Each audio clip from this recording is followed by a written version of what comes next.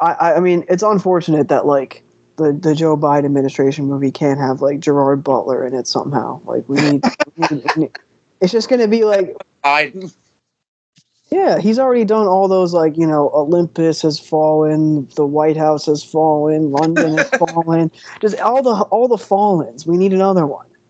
Hunter has fallen. Like, what is there, that right itself? The Capitol has fallen. The Capitol is movie. There you go. January 6th movie with Gerard Butler playing the disgraced. No, he can play Ali Alexander. Oh yeah. Well, he likes to chew on scenery. We got to give him like a Well, I mean, he's not haggard. Like he's too swole to be Alex Jones. Right. No, what the role should be, because he plays a lot of like cops or like, you know, people in that milieu. So he's got to be like a disgraced ex-cop who, like, you know, tries to warn them about it or something. Right. He tries to warn him. He stumbles across it. Yeah, he like refines his purpose. You know, saves the world. All that. Like he has Ashley Babbitt in his arms. Like no. He actually was the one who locked Nancy Pelosi in the room so they wouldn't find her. Stay in here, Nance. It's too dangerous out there. He's like eating a donut while he's talking to the fucking like he's talking to Schumer, eating a donut. Now we have to cast the whole fucking thing. Who's Schumer? Larry David? yeah, sure. That's a good one. That's a good one. We gotta have like someone who's like they stereotype cast AOC, like, you know, that they fucking. Just do they're not fucking this up. And then, like, I've always liked the joke about how if Aaron Sorkin was writing the movie about AOC, she would constantly be falling upstairs for no reason. Oh yeah, no, and like she would have like he would put like weirdly short skirts on her, even though that's not really what the attire is. And she would always just be like misspeaking and stumbling around, and then the Sorkin self-insert would like guide her to success, and then she'd fuck him. Yes, there would be like some sort of speechwriter who has way more power than a speechwriter ever has. he's given the guy words. There would be like the finale would just be like the world's best filibuster. Like, yeah, so we have the movie now. So we're going to have a Sorkin self-insert who is played by who's going to play like the Mary Sue Aaron Sorkin in this? It's a tough one. Because they're going to team up with the Gerard Butler hero cop.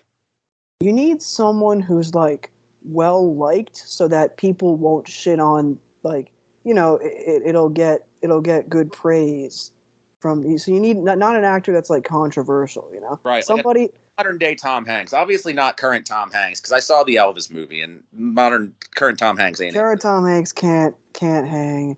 I was thinking like a really beloved, like a Woody Harrelson type. You know? Someone who no one dislikes. You know what I mean? I would say like Brad Pitt doing the thing he did in The Big Short, sort of thing. Like, because he had that Brad Pitt character for a while where he would show up, like, you know, be like sort of the magic. True, like, but he couldn't have a love interest though. That's not really Pitt's not really been doing that lately. He's a little too prickly for that now. He's more of just like playing his like character actor stuff, I feel like.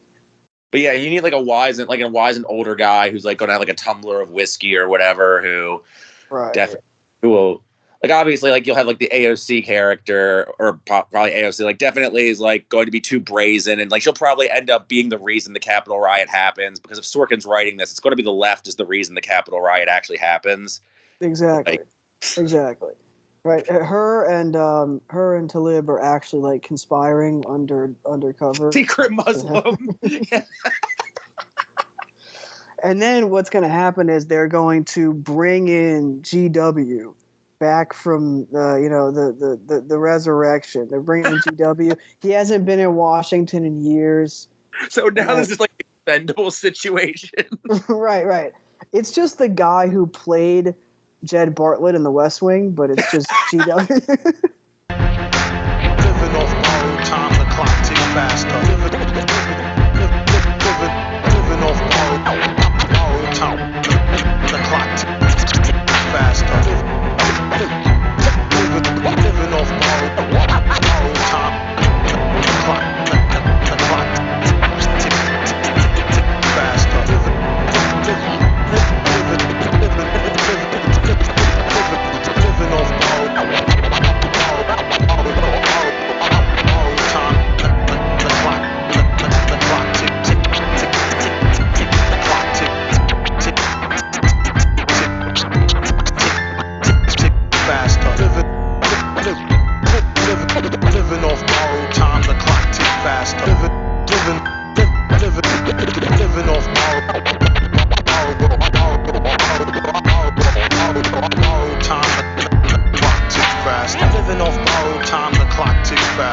Living off borrowed time, the clock ticks faster.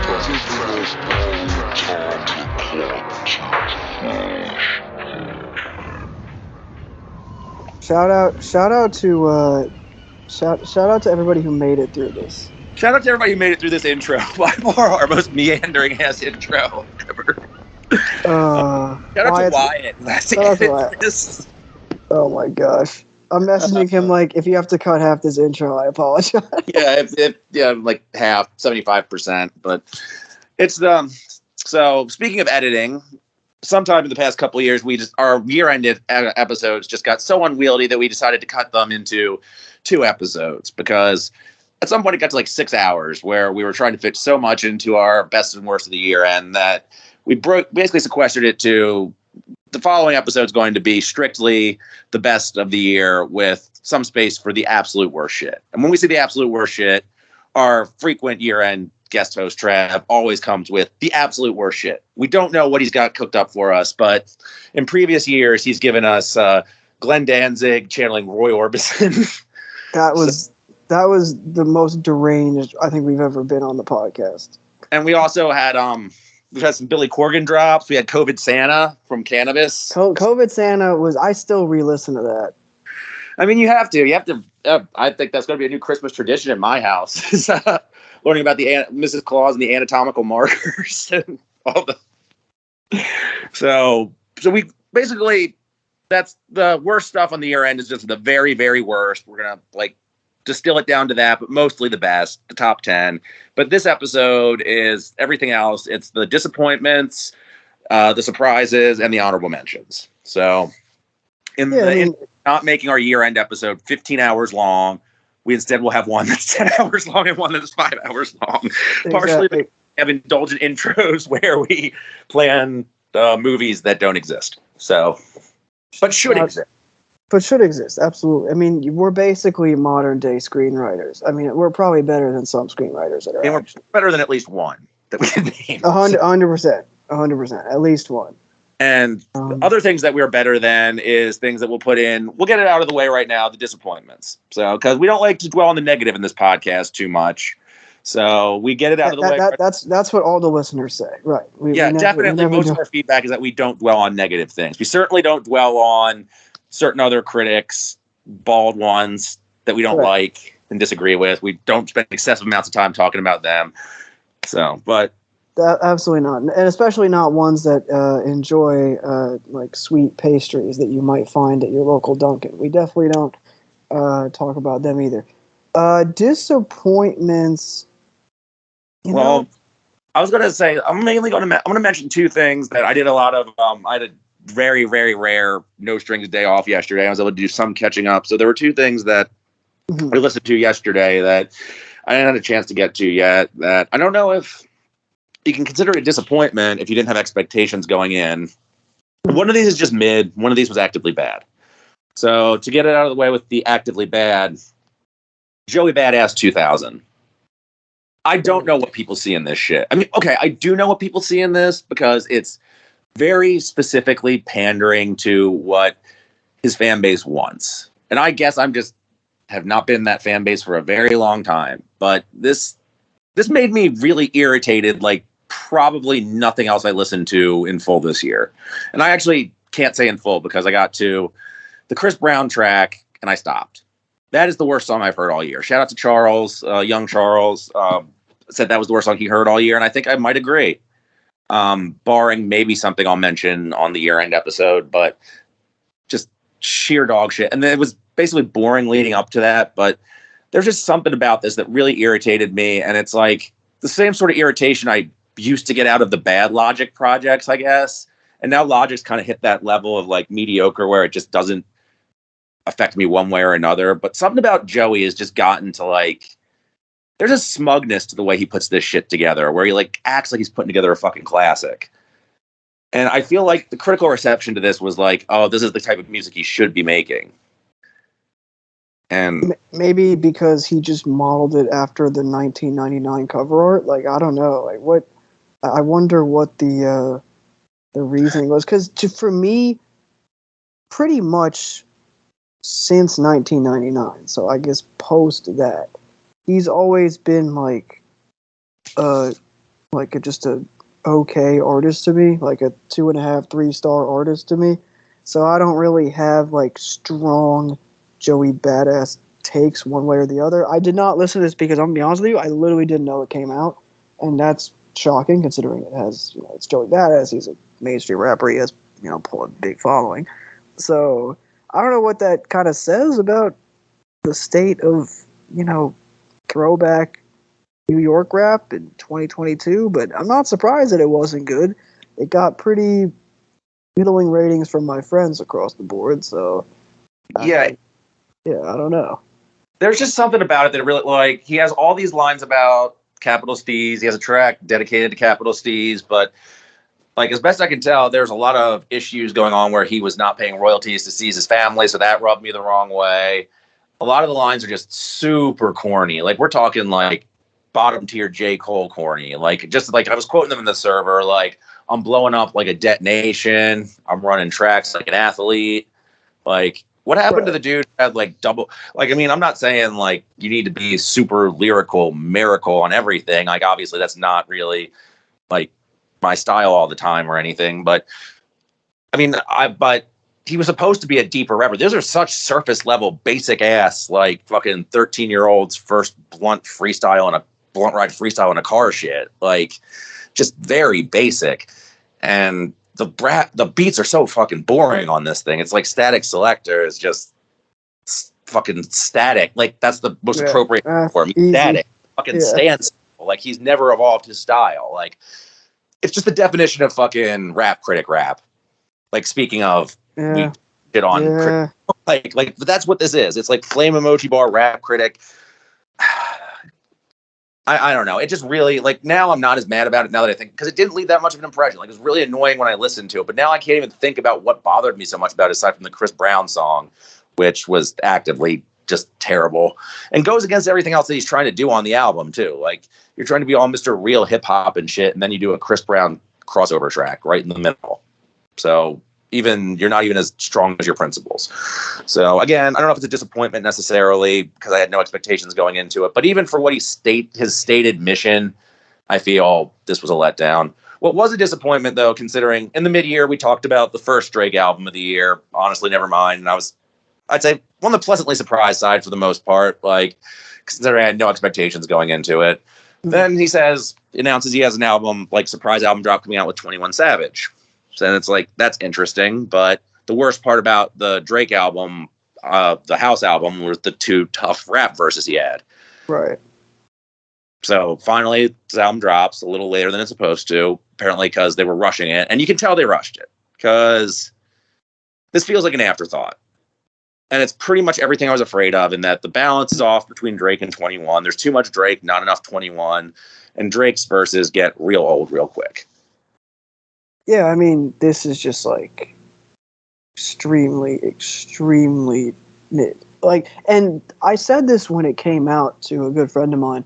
I don't know if I said it in the Discord or what have you, because I just forget sometimes, but Drake dropping 2 albums in the span of like 4 or 5 months? That seems a little desperate, does it not? He's never had to do that in his career ever, nor should he. Like, he didn't need to drop this album. I don't know. I mean, I made the joke that it was like funding his gambling addiction. I don't like fully all the way believe that, but I like 30% believe it. No, so like, I mean, you do have a receipt. We all have at least one receipt on that, though. $1 million receipt on that. So. Oh, 100%. He's making big bets. I mean, I don't see him because I don't follow social media, but I know that he's making these big bets and posting them all the time. Now, he is backed by a major, like, Canadian sportsbook, I believe, but still, some of that's out of his own pocket.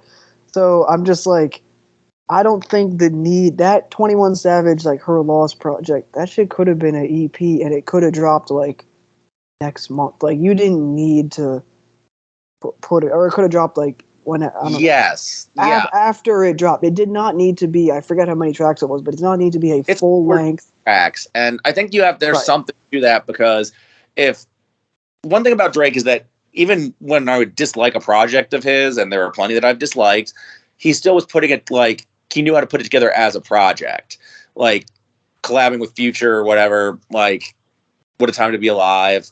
That I felt like was the right length for something that this should be aspiring to. That sentence was terrible. But you know what I meant? Like, no, when I he got you. collaborates with another artist like that, he used to know at least how to hijack their wave.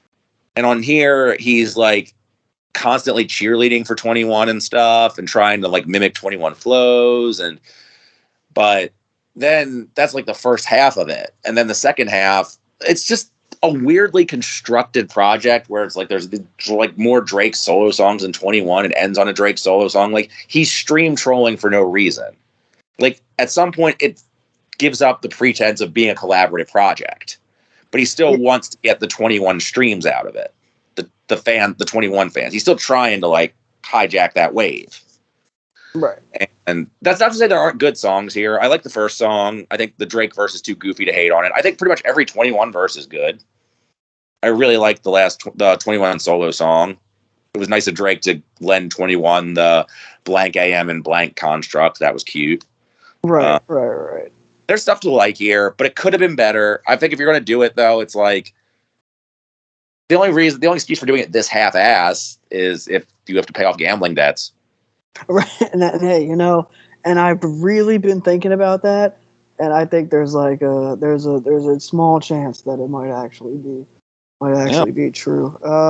I mean, in terms of like stuff that wasn't very good, this person was in the news recently, and I was I went and took a gander at their album from this year, which was called Who Cares?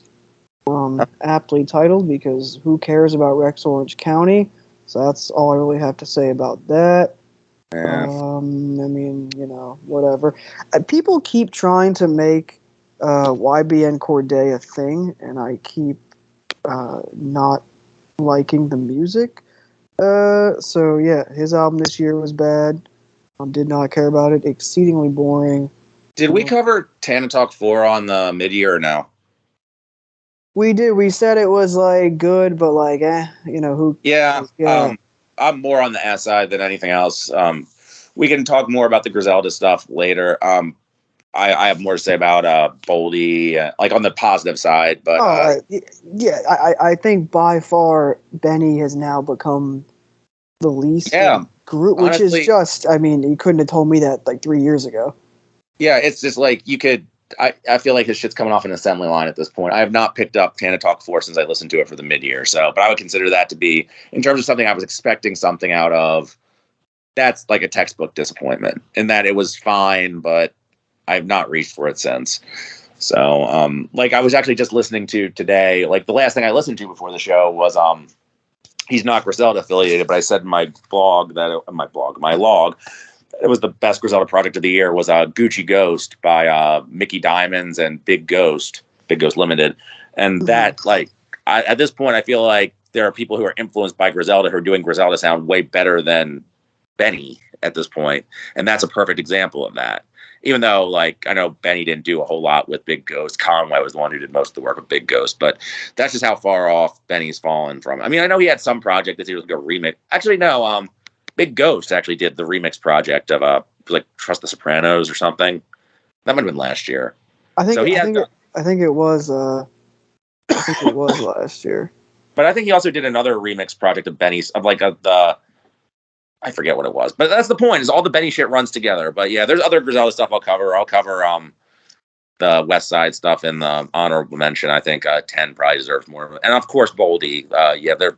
Boldy dropped a bunch of stuff, and the Nicholas Craven one was outstanding, and I really want to talk about that. Boldy's that guy. So yeah, I don't have anything negative. We will definitely talk positive about Boldy. Yeah. So, but yeah, he's definitely he's the anchor in a bad way of Griselda right now, I feel like. But there's a thing, and I mentioned this dude before, my friend, coworker, whatever, from work, who is. He still loves it. Like he still and he thought 10 was weirdo shit.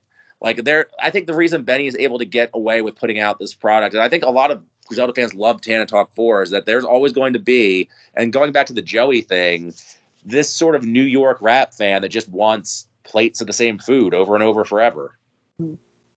Right. A hot 16 will always We'll always cut it for a hot 16 of the same cadence, of the same content, right. same sounding shit, and consistency is the curse. And I think that honestly, people give Westside shit for not being a, how you say, good rapper,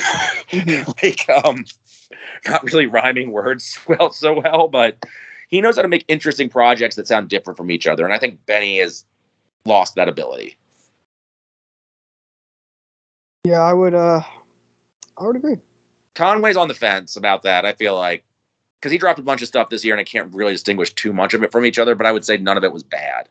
I mean, I wouldn't even say Tana Talk 4 is bad, but it's... No, I think I even would say it's pretty good, but it's pretty good in the am I ever going to listen to it again type thing. But if you put it on, I'm not going to be like, oh, this is bad music, because it's not. Yeah. I'm also surprised so much other music like it that I could reach for that I have no impulse. It gives me no reason to reach for that. It's certainly does nothing to distinguish itself from other better Benny projects. Not Tana Talk 3 or Plugs I Met. Much better. Not even close to those. I mean, below. I'm surprised you didn't have any. I mean, I quite like the Conway album from the beginning of the year. The God Don't Make. Oh, the studio album. Yeah, the studio album. I thought that was really good. Yeah. That was different from Griselda'ed stuff in terms of more personal content, glossier production. I thought we did talk about that on the mid-year, and then I thought we did. I'm just you were talking about how a lot of Kanye. I'm thinking about Conway. Yeah, actually no, that kind of disproves my point, in that I thought he did something different there. And again, to my point, the work guy did not like it. Thought that it was did not like the hooks, did not really the only track he really liked on it was John Woo Flick, which is the only one that's really sounds like quote unquote classic Griselda on there. Because I think that he took a lot of risks in terms of what he was talking about, and song structure wise, I think he was trying to reach a wider audience with that. And I think that's why he put out the other stuff around that. He did the third Big Ghost album, he did the actual old school, this is a datpiff.com world premiere. He actually put out a real ass Dat Piff mixtape in 2022, which I think is hilarious. Who still does that? Maybe Tyler will. I don't, Oh, well, yeah. He brought, I think Tyler deserves credit for bringing DJ Drama back, because Drama's everywhere now. No, absolutely. And Tyler stood on it and did it earnestly, with love for Drama, and that's great to see. I have actually not listened to any of these. I downloaded all these Drama projects, and I have not listened to any of them, because he did the Jeezy one, which I thought was probably going to be a fun nostalgia thing, but it's it's 2022. I don't have time to listen to 40 minutes of Young Jeezy. I'm sorry. You are not wrong. You are not wrong, my friend. It's kind of there's a review I've been sitting on. I don't know whether to put this in disappointments or where to put this. I've been sitting on a review of the Game album for since it came out. I've still not finished it. It's sitting in my RYM notepad waiting for me to listen to all of the songs. How long is the Game album? Roughly the length of an average studio film, I think. It's a long. I haven't listened to a Game album since the 1992 record, which was a good album, a very good album if I recall. But yeah, no, I don't remember it being. I can't really tell you about it. I'm just remembering my review. I gave it an 8 or something, and I remember there being some really tough tracks. The new Game album has to have a record for features. I mean, what is happening here? Also, you're not wrong. It's literally 2 hours long. Yeah, it is. It is. And I've been just trying, I have a notepad file open on it, and I just kind of fill in, thoughts as I listen to songs. I listen to one song a day.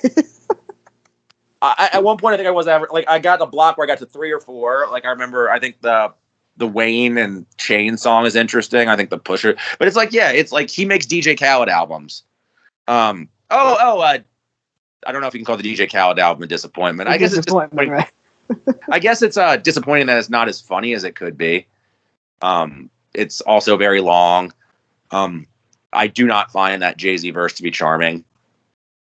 People liked it though because it was very long. That's that is. Speaking of things that are very long, yeah, Jay-Z rapped for 4 minutes and it sucked. You didn't like the 20-second interlude at the end of the album? Also, I like the fact that I went to the production list, and it was executive producer Allah. Oh yes, Allah was the executive. Allah And his children have executive producer credits on that. 3 people he doesn't have to pay royalties to. Oh shit! Okay, well, hey man, I'll I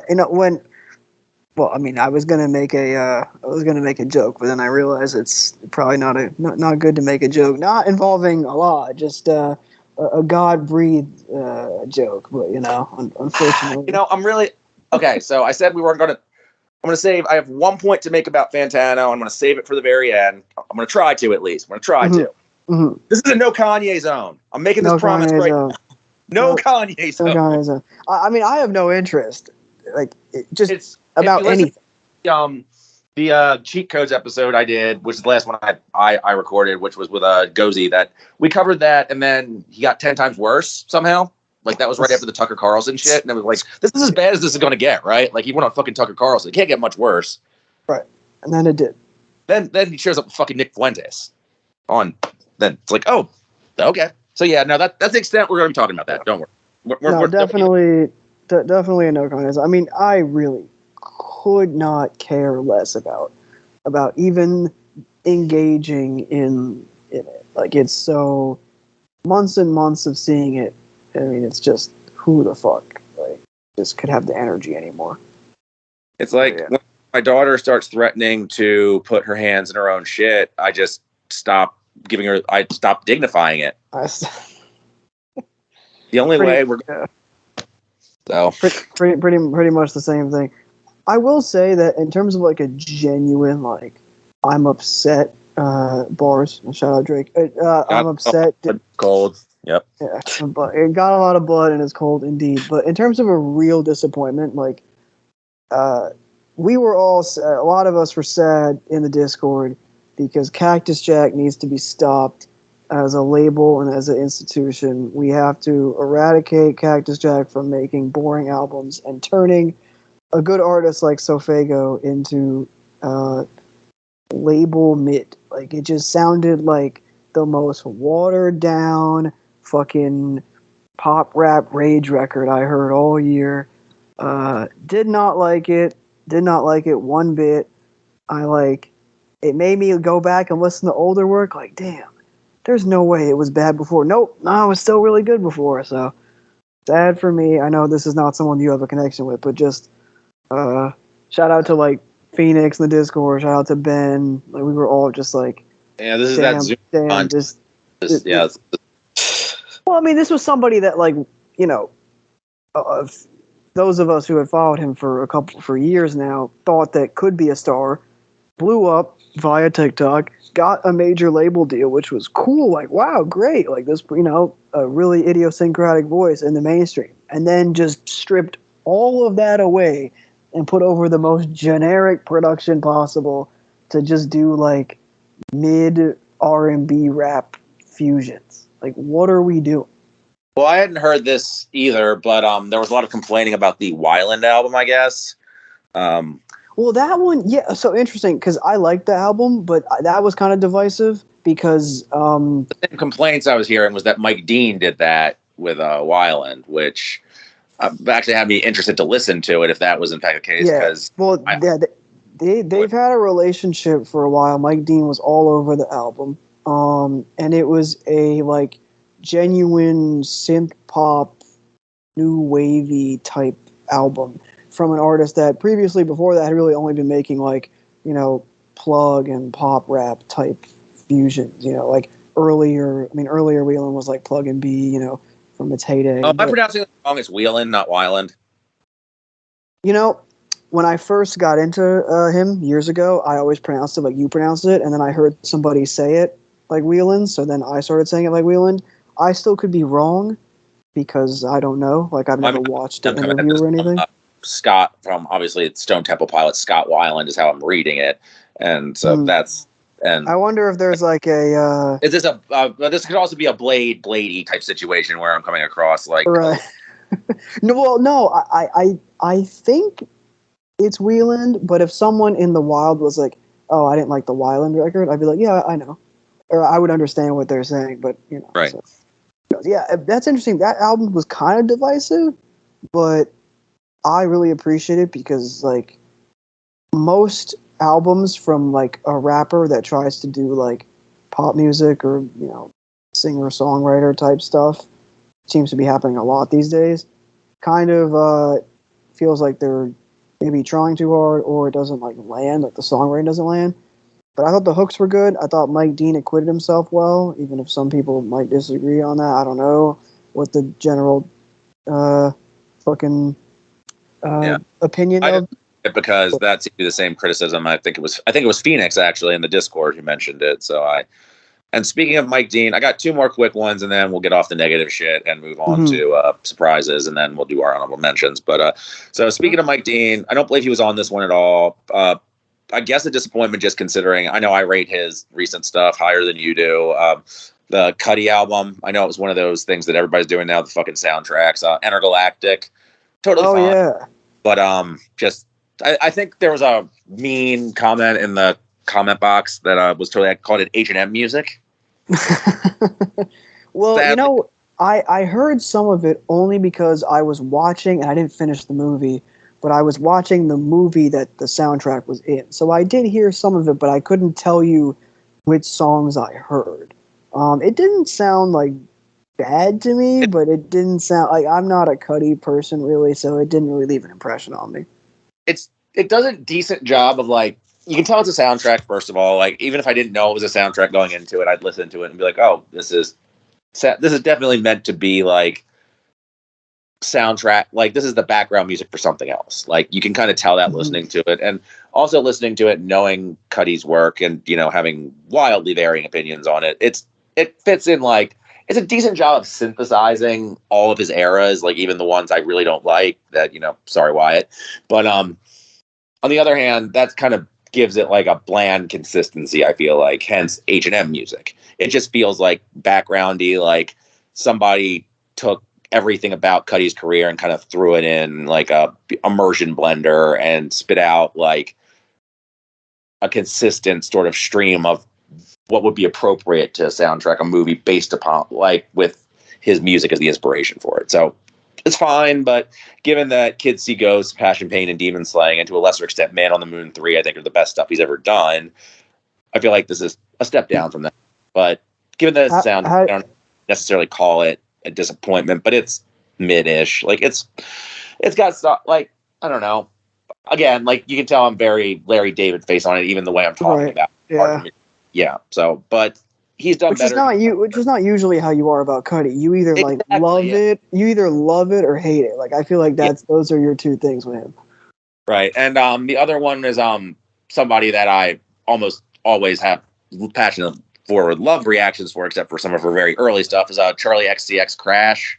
Yeah. Yeah, we did a few minutes on the mid-year where we were just like, look, it was a lot of like perfectly like decent pop songs, but they weren't really, to me there was only like one song that I really call a highlight on it. Like it wasn't bad music. I didn't think any of the songs were like bad, like, you know, because it's very hard for Charli to make bad music. I think she would actually have to try. She would have to like actually try of like a genre that I don't. She would have to do like a bro country record or something. She would have to like actively pursue a genre that I find viscerally unappealing to make bad music. Bro country crunkcore mashup is what you're saying? Bro step, yeah, I don't know. Like one of those genres that like only Sophia likes or something. But Sophia catching strays mid podcast. Oh, shout out to Sophia. Shout out to Sophia. Gucci Part 2 coming eventually. Coming, it's in the pipeline. But no, actually, I've decided that we'll just do it in February, and then it'll be a 1 year anniversary. So 1 year anniversary. That's a good. That'll give me enough time to listen to. That'll give you enough time to listen to all the Gucci catch up. No, still but so Icy Boys 22. Yeah. Which we did not listen to for this podcast. No, I definitely did not. My time is fresh. 6-7 tracks of it or whatever the fuck. Fucking I will say What's Done is a hard song. But he just made his 05 fuck him, you know, that's what he did. I guess. Oh, you probably didn't hear this because I just heard it yesterday. Lil B put out a fucking yes, Afrobeat. The cultural reset from the Lil B project. I was seeing the reactions. I was seeing them. It's great. I love it. I'm sure it's great. I was being sarcastic, but I'm sure it's great. Like, no, yeah, it's one of the best it's one of the best things he's done. I didn't listen to the whole thing, but I just it. But it's I knew that it was like some new jazz, like Afro beats, like Odyssey, and I'm sure whatever Lil B, like I'll just follow you wherever. Yeah, I was very impressed with it. I need to give it a much closer listen, but just thank you, Bass God. Just curveballs forever. So, yeah. I mean, this is the man who had a 100-track tape called Santa in like April. Yeah. Oh, and I didn't. Oh, you know what? This was not this year. This was just at some. Like, I'm just remembering that he did this once. Well, because I know he put out like a Frozen tape this year. That's why he put out 2 Frozen tapes actually. Frozen tapes, and one of them had the character from Frozen on the tape, if I remember correctly. It was shout out to Frozen. I don't like it. It sucks. Speaking as a father, I'm really. Oh yeah. You are now contractually obligated to. Nah, see, okay, so I've managed to avoid most Frozen things, but I guess my nieces found my sister-in-law got them like the Disney Plus like extra content things for Frozen, and there's one thing, the Josh Gad character just does wacky improv skits. Mm-hmm. It's horrible. It's dog shit, man. I do not like that man. It's not for me. It's very much not for me. No, I mean, I cannot say anything else to the rest of the film. But if that's any indication, I do not want to be exposed to it. I will do everything I can to keep my daughter from watching Frozen. There's other Disney stuff I can varying degrees of tolerate, but nah, man, fuck Frozen. But yeah, apparently Lil B put out 2 Frozen tapes, including one that has the Frozen character on it, and another one that has nothing to do with Frozen. Yeah, just has his face on it, from what I can see here. What I was gonna say, just a quick bit on the Charli record. The only song that has stuck with me is Constant Repeat. I think that's a really good song. Outside of that, I couldn't tell you the rest of the track list. Like, I mean, I can tell you a couple of them because I just remember the singles, but most of that track list I couldn't tell you, which is never, ever a thing with Charli. I mean, you know how we both feel about the rest of her catalog. A very, earlier stuff. I mean, I'm sure I'm fully confident that she'll. Oh yeah, no, I feel there was something weird about this rollout that did not feel right. So I don't know. And again, this is not a bad. I have it as a 6. It's not a bad album. I just didn't draw me back. Yeah, and like I said, it has like 1 or 2 songs on it that I genuinely really liked. I just don't really remember the rest of the project. So yeah. I liked your review from back earlier this year where you called it like Crash Talk. Yeah, Crash Talk. I'm glad somebody appreciated that review. I was really proud. I really liked it. I was proud of it. It would have been funnier if you did it with all the H's capitalized, like you did for Crash Talk when you did your whole review. I did. No, I did that as Crash. I did. If you look at it, it does have the H, but.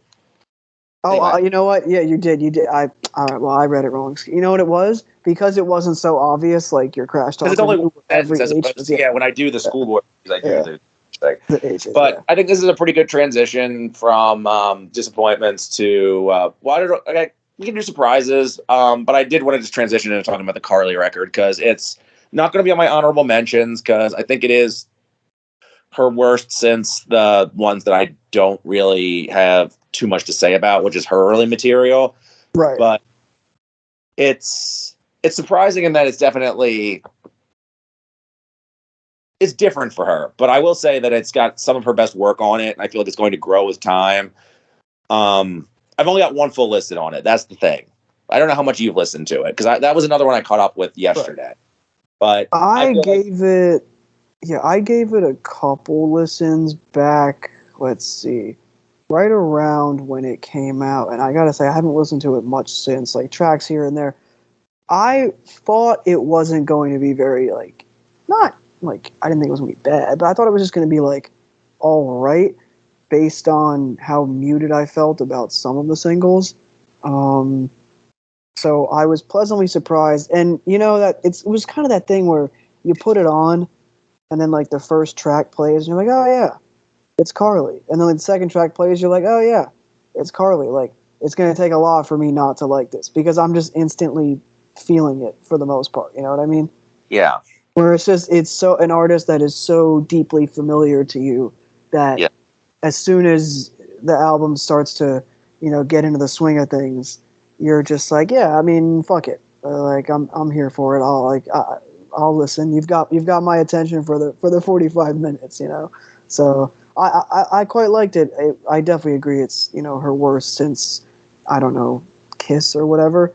Yeah, I would probably say that. But that also is setting a very very high bar because the rest of the material has been so good. But yeah, those are kind of my overall thoughts.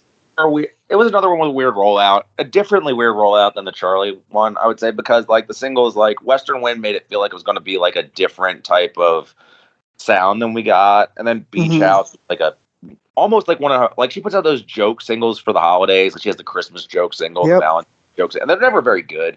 No. Beach House is better than that. I actually like Beach House more in album context. It's still not great, but I like it more where it is on the album. Right. And then Talking to Myself is probably the most traditionally Carly of the three singles, like in terms of something that would sound like it would fit on Dedicated. And then that's my one thing about it. Why I think the album doesn't hold up as well as either Emotion or Dedicated is that it feels, and maybe it's, and again, the other thing about it is with the title, the cover art. She fucking says fuck on the first song, which I think she never has done before. Like, there's bitter lyrical content here. It feels like it's going to be a breakup album, and maybe that's why there's a lack of cohesion, but there's definitely, like, a lack of, there's transitions between certain tracks that are really smooth, but overall it feels like her least cohesive album, I would say. Like, even the B-sides albums, like, are more cohesive. But, so I can feel like that's part of why it doesn't hit quite the same. And again, I'm only off one listen, but there's stuff on here, like, especially around the final third. The Rufus Wainwright track is really good. I don't know if that's the same. The title track is outstanding. The bonus tracks are really good. Ben's is really good. A lot of, but I got to sit with it more. I think that, I just have to sit with it more. I do not think it's a disappointment by any means. I also don't think it's top tier. No, it's probably like a high 7. I would say maybe a low 8. That sort of. I mean, if we're gonna aspire meaningless numbers to it, but no, I mean, it's kind of. To me, it was a relief hearing it because I just like hearing new Carly, and it was it was pretty good. But yeah, I would definitely say that it's her weakest in probably a decade. I know, to your point about it seeming more raw lyrically. I got that from Dedicated too, and I'm not saying that you didn't get that from Dedicated, and then the B-sides for that matter as well. But this one, it made me think like, we've listened to Charli's music pretty like religiously on the whole for at least, I don't know. I mean, for me since 2015, for you probably like a year or two later. Like, yeah. So it made me realize like, Carly has she's kind of been around. She's been in the industry for a long time. She's in her mid-30s now. And she's, she's gone through a lot. And she did sound a little, like, more, not fed up, but I would be surprised if she wasn't kind of over it all, at some point. So calling her album, like, The Loneliest Time and, some of the, like, lyrics and kind of like vocal performances on the record, it was a little bit of a change of pace compared to how some of her previous stuff had sounded. So yeah, overall pretty much concur with you. Like, I'm not going to say it was a disappointment by any means, and it's nice to hear Carly. I'm never going to say no to a Carly project. So yeah, I'm about to surprise the shit out of everybody. I don't hate the Taylor Swift album. I only heard it once. I didn't really. I remember very little from it at all. I don't like it either, but I think it's probably the deal. I will compare. That is so funny that of all the Taylor Swift records, like in her discography, I mean, outside of, let me think of what was the one? It's like outside of Reputation, this would probably be which is like one of the dog shit things any major artist has ever released. It's a bad record. Outside of Reputation, this is like her least well received album. Interesting. I feel like this is crafted to be like super well. Like it's very interesting. I would have thought this is. I have not really been following. You know what? Because and this. Are you going to drop some consensus Ryan on me right now? It's time for the consensus Ryan meter. No, but I mean, okay. First of all, I do stand by my snarky ass review. I mean, I think I was going between a 4 and a 5 on it. It's probably more of a 5 than a 4. It's probably honestly more of a 6. I may my snarky review where I call it Dark Tay Paradise, and I Jack Andianoff and Lana Del Rey. Yeah. Wow. But no, I honestly feel like this is a better comparison though is to the Logic album in that it's an artist I don't like at the about ceiling of how much I'm going to like them. And they're cynically doing stuff that still pisses me off. But honestly, what really beat me down is my fucking job. They play that fucking Anti-Hero song every morning on the playlist. There's one line I hate about it. I hate the tea time line. I think that's really cutesy and stupid, but I like it because it's a good Jack Antonoff song and she doesn't ruin it. You know, Jack Antonoff has been getting slander for the album, from what I saw. Well, because he's doing a Mike Dean Whelan thing or whatever. Like it's a fucking Jack Antonoff album. Yeah, it is. If I'm a Taylor Swift fan, I'm probably like, this sounds like Bleachers or Dedicated more than it does Taylor Swift or Lana Del Rey or fucking Norman fucking Rockwell. Like, it sounds a lot more like shit he's done with other artists than a Taylor Swift album, which is probably why I like it more than actual Taylor Swift albums. It was also, I mean, not that this necessarily matters to me personally, but this is like such a departure from the back-to-back, like, you know, singer-songwriter folk albums that she was making. She from Jenny Bridger. Yeah, now she's, yeah. Sure. I hear you. Yeah, but she was doing shit with, you know, Bon Iver and blah, blah, blah, you know, other artists. Right, yeah. And now she's, you know, making kind of I don't even know, like a post. There's another person, I don't know, like she's got so many albums, I didn't even realize it. But yeah, it's another thing where it's like, I listened to it and I was like, not for me, not really fucking with it. Okay, I would give the wrong impression here. It's still not for me. I don't actively like it, but I would say that it's a surprise and that I don't hate it. I feel like, and so right. No, and I think you did so genuinely surprise me. That was never a sentence I would think would utter from your mouth. I also checked, so RYM does not like it at all. Some other places don't like it at all. However, on the general aggregate critic score, I do believe it is being scored well. And I do think that, I mean, what really annoys me most about it, though, is that it seems like pretty much all of her music that is cynically engineered to get a response, a critical, like, and although I feel like it's also baked in that if it doesn't get a response, it's because it's too raw and personal. Like, again, she plays all angles on that shit, which is infuriating, but I feel like the only thing that would be worse than us talking about that guy we said we weren't going to talk about is if I go down the Taylor Swift rabbit hole. So let's just move the fuck on. No, I do hear what you're saying, and even as someone who has been, like, I don't know, I've kind of, you know, when I was a lot younger, there was a couple Taylor Swift records that I liked, and, you know, over the last, I would say, I don't know, 4 years, like, post Reputation, when she, you know, got good again, or however you want to, you know, phrase the career arc, it's just been, like, a lot of, like, 3-star music for me. Like, you know, I respect the craft because there is craft, but I'm not going to listen to it again. So I'm not, you know, you, but I'm not really in the other camp. You wouldn't say I'm not a hater, then you just come. I'm not you. I'm not just yeah, because you know you are. So we're all friends here. Like, you understand. I know. But yeah, no, Taylor. Hey, look, man, I never thought that would have been a sentence you said. So unfortunately, I can't contribute because I listened to it and I was like, I'm not going to listen to it again. I mean, I'm not going to listen to it again either, but I do have to hear Anti-Hero. You do have to hear the song every day, so you kind of have more of a relationship with the album than I do. Speak on that, and I after the 50th time I heard it, I'm like, yeah, I'm going to mention this on this part of the podcast.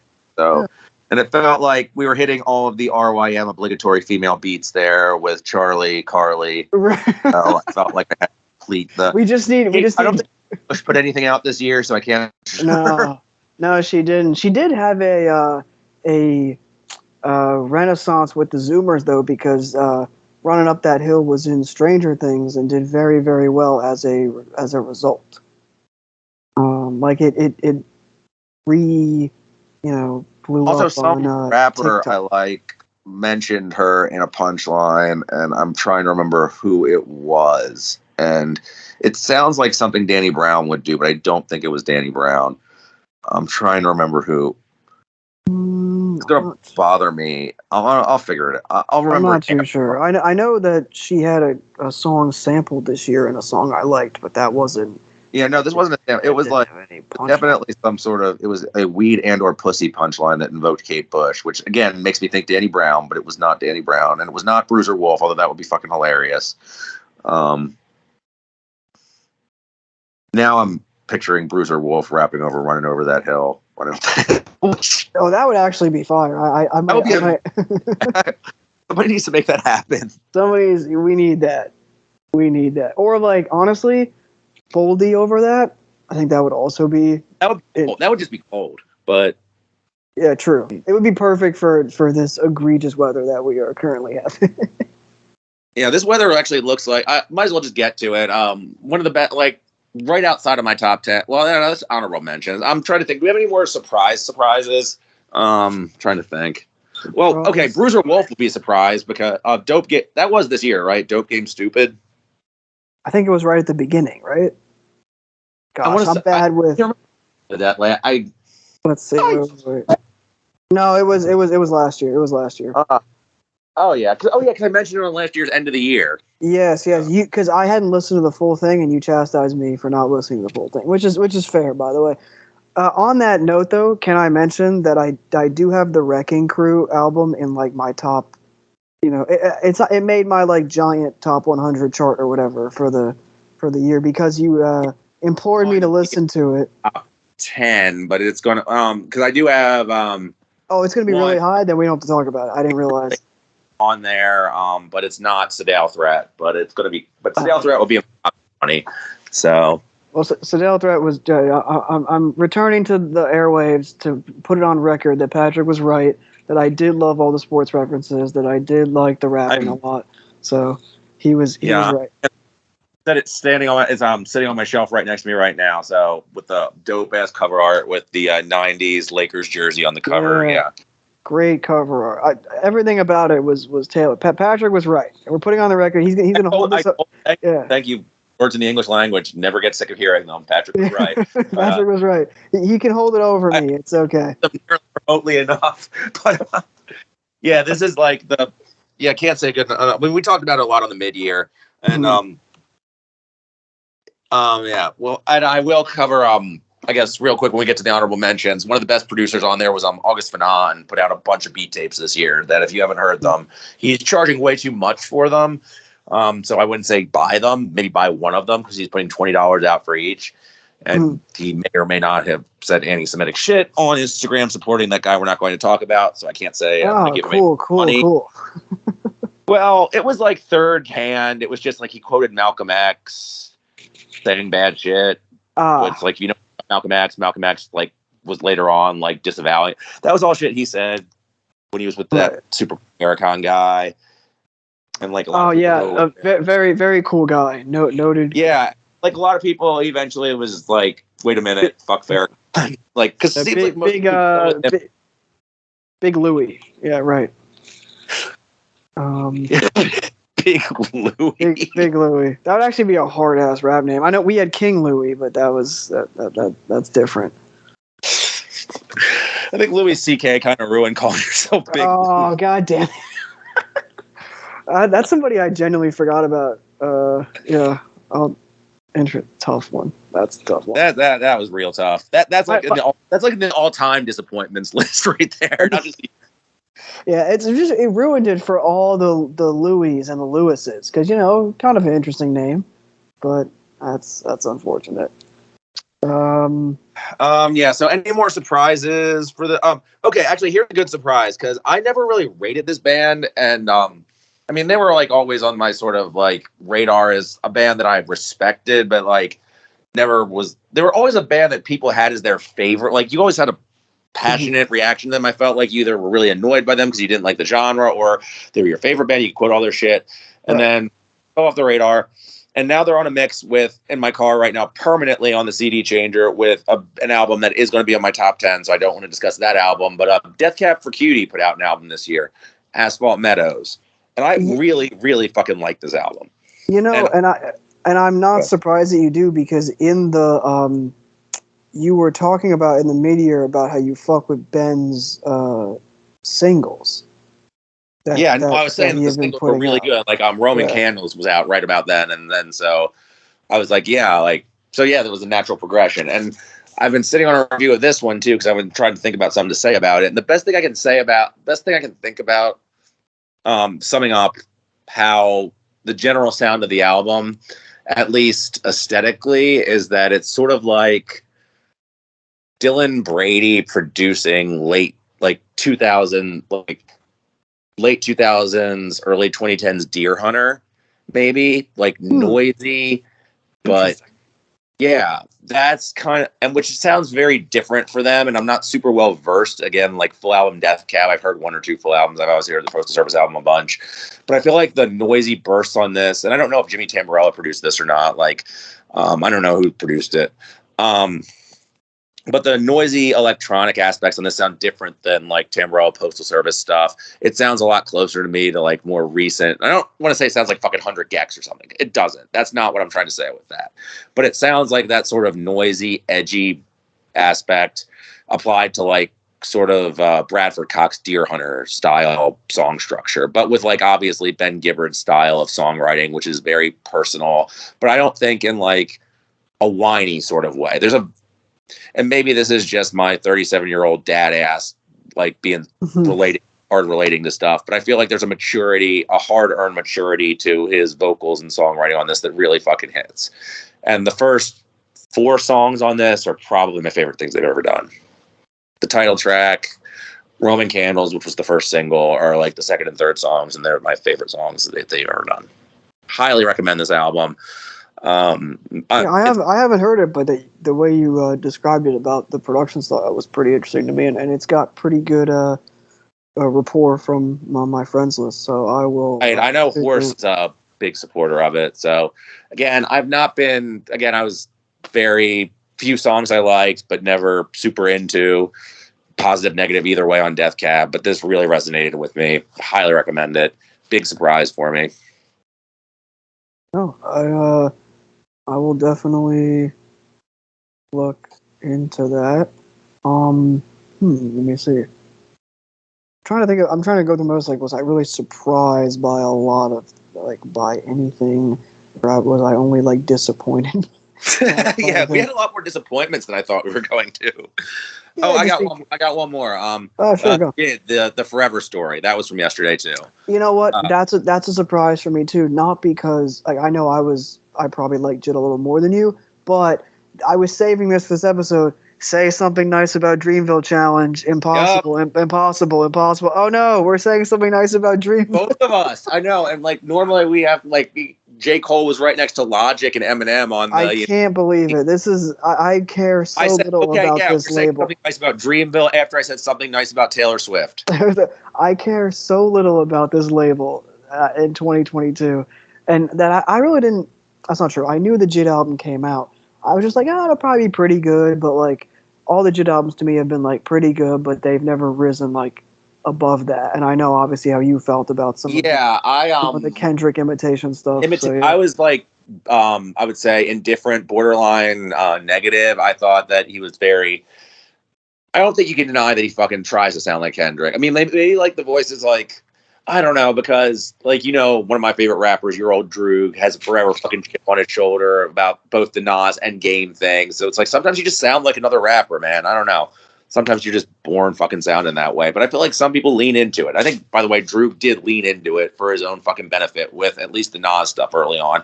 And I think Jid leaned into it on DiCaprio too, with the Kendrick stuff. Like, a little bit, at least. Yeah, I think he has a couple of different, like, prominent influences, and he definitely didn't sound like his own artist as much as he sound like a combination of those. Yeah, which we see all the time in rap music. Like, it's not a bad thing inherently, but it can be distracting. I understand. Yeah, I mean, I don't want to straight up like slander him like algorithm artist. Like, I don't want to say he's Post Malone or something. Like, I don't want to. No. He always had I always thought he was like super talented. But on this album, I think he takes he still sounds like Kendrick. He still sounds like Cole. He'll still sound like, his influences, his peers. But I think that there's a whole lot more in terms of,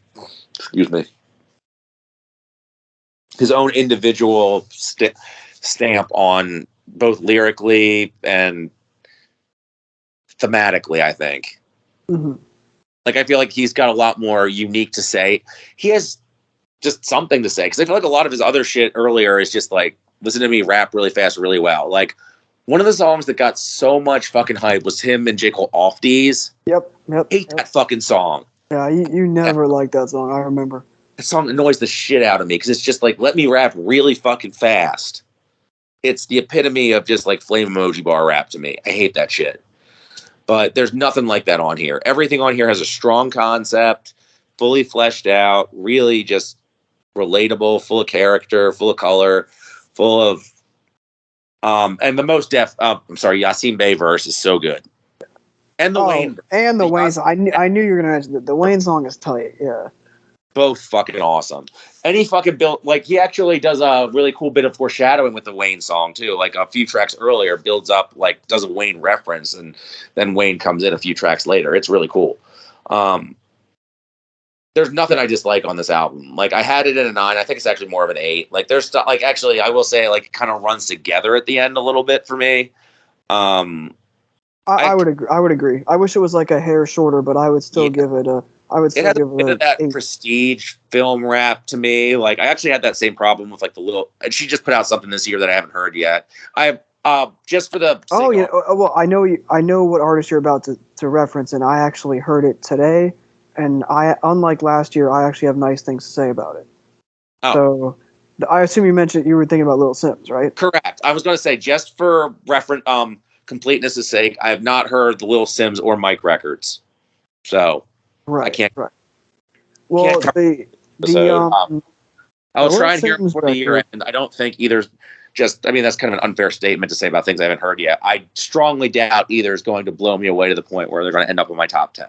But I will try and hear them before the year end. So, yeah, I haven't heard the Mike record either, but it's in my queue. It's getting. Oh yeah, but my point was it's getting rave response from my friends. So I'm interested to hear it, but but you want to finish your thoughts on the Jid before I interrupted you? This does have a bit of the same touch as the Little Simz album, or maybe even some of the Mike stuff too, for that matter, or was it Che Noir, or I want to say another female MC actually put out something like that, but it was just prestige rap. You know what I'm talking about? Where it's a little long, a little heavy, where it's starts to run together. Where if maybe you edited it down to a tight 45, 50, you get the best aspects.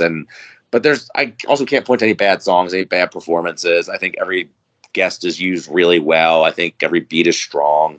I think he has a really strong individual performance in a way he hasn't in the past. I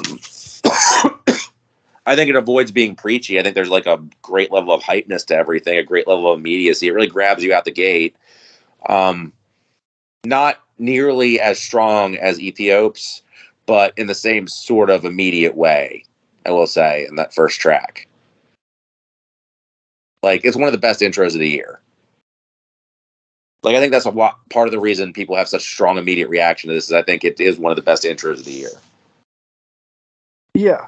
I think that the initial start of it is about as strong as he's come up with. So yeah. Yeah, this was probably, I would say, probably the biggest surprise of the year for me, if you don't count. Well, this and Death Cab, I think, are two like legitimate surprises in completely different lanes. But because I wasn't expecting, I won't say avoided listening to this, but I was just like, I heard a lot of people whose opinions I respect saying really good things about this. And I was just like, yeah, you know, I mean, people have said great things about DiCaprio too, and I just didn't care about that. So I was in no hurry to get to this. But enough people who I respect said good things about it that I made a point to get to it before we did this episode, and I'm glad that I did. Yeah, I have really positive things to say too. Like, I always thought J.I.D was a great rapper. I just, wanted a great album, and I think we finally got that from him. So I'm looking forward to caring about nothing Dreamville does until the next J.I.D project in a couple years. I think we can all agree on that. But on the topic of Little Simz, only because I'm so fresh from hearing it. I mean, I heard it a few hours prior to recording because it did just come out. And when it came out, I was like, I was kind of lukewarm on the last one. Like, I acknowledged that it was good, but I thought the interludes were pretty bad. And I thought it dragged down what could have been like a great album, like everybody else was saying. So I wasn't rushing to listen to it. And then on the first 3 songs, she just absolutely rapped her fucking ass off, and I was like, all right, I've rescinded my tepid initial concern because this album's really good. So I thought the Little Simz was much more like what I wanted, which, as we said in previous episodes, artists shouldn't just make what I want because I want them to, et cetera, et cetera. Obviously, an important caveat.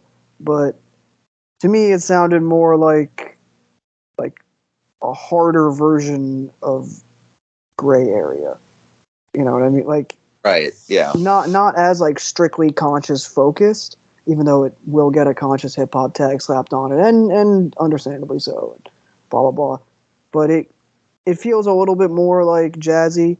But yeah, I thought that it was excellent. I thought that Heart on Fire was a great song. Obviously, I said the opener, Angel. I mean, very charismatic. The content to me, anyway, feels like personal and instantly like, relatable content, which is not a must in rap music, obviously, but it definitely was cool to see because there were more lines that I immediately picked up on. And yeah, I just thought some really potent songwriting. There was a song, Broken. There's like a long song on there. It's about like 8 minutes or so. That is, I think, is pretty phenomenal. So yeah, I mean, just off one listen, it's not a great, review from me here, but I like this more than the last one, which was Sometimes I Might Be an Introvert, right? Yeah.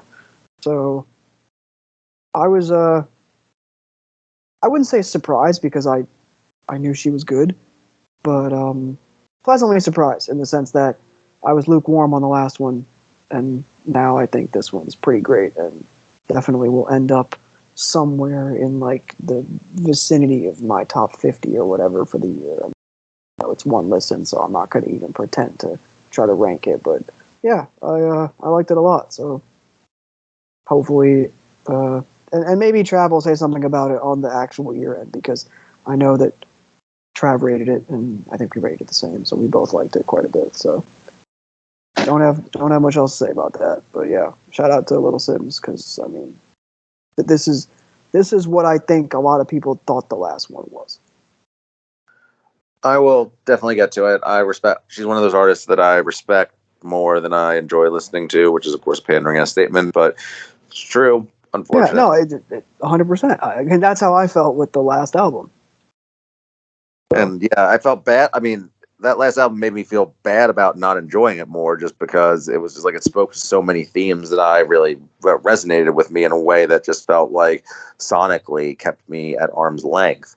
Like, again, I have it at either a 7 or an 8. I forget, I have to look, but it just never truly hit me in the heart like it should have. And I clearly, for other, like I remember, I think Christian, CB the Dog, Two Brooks Care wrote like a 5-star review that was like glowing, as like all of his soon to be unpublished reviews are, because right.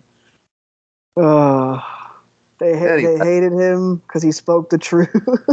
Much like Jesus, Much like Lin Greenwald, he spoke the truth, and they tried to cancel him. They tried to cancel him because he spoke the truth. So real. I mean, I guess moving forward, I'm just like going through chronologically to see if I notice anything else. But I think we can probably move on to our honorable mentions because I can't think of any other big surprises off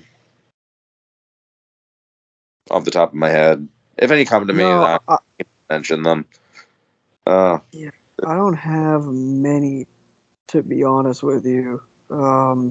Just in the sense that like we've kind of talked about most of them, and most of the stuff that I listen to, the majority of things, I'm like, oh, I like that artist already. You know what I mean? So yeah, it's like I do have a habit of, I don't know, it's like I will stick with artists that I enjoyed in the past and then check for them even if I've stopped enjoying them unless they've really truly fallen off. So I consider something like that a surprise if they make a big comeback, maybe. I'm trying to think of examples of that. And I don't know why I got, like, then you have stuff like the Death Cab thing was just the single was really good. Like something like that, where if I hear like an artist that I recognize and the single is really good, I might check for the album. So no, it's stuff kind happens of like that.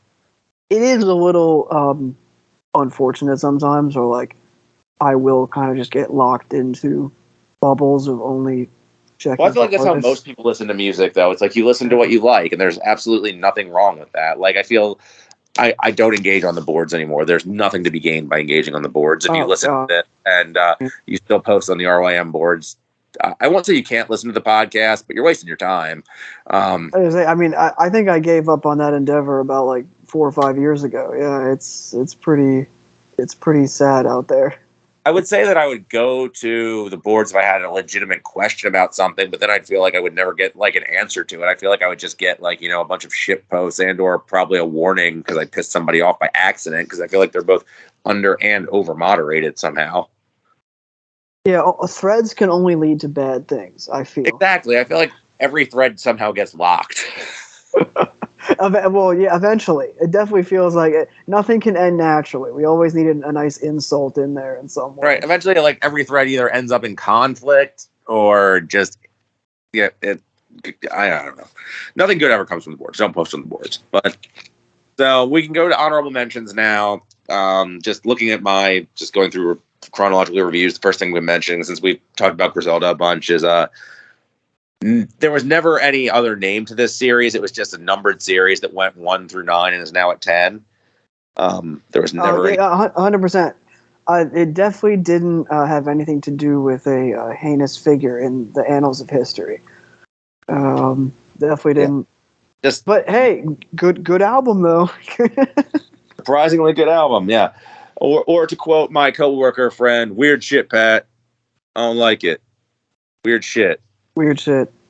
Yeah, I mean, you know, I actually, no, first words were trash, fucking trash, and then weird shit, one good song. And do we know what they? The one good song I believe was the last song because it had all the Griselda dudes on it. Oh yeah, of course. Yeah, the posse goes on for 10 minutes. It has all the Griselda dudes except for Mach and Boldy. Not that Mach's really Griselda, but or Boldy for that matter. Yeah. Oh, and your favorite rapper roam streets. He's just generic. Oh yeah, he wasn't on that either. He's just generic as hell. I don't understand why people think there's just like 50 people who do the same shit better. So I don't understand why. But it kind of goes to what we were talking about earlier about the thing, yeah. Yeah, the New Yorker, the East Coastification. I honestly get him mixed up with I can't even remember the guy's name. I thought that's how there's another guy who has a very similar name and a very similar flow, and I thought it was like Street Pharma. I don't fucking know. I got him mixed up with somebody I like a lot more. I also used to get Crime Apple and Ankle John mixed up too.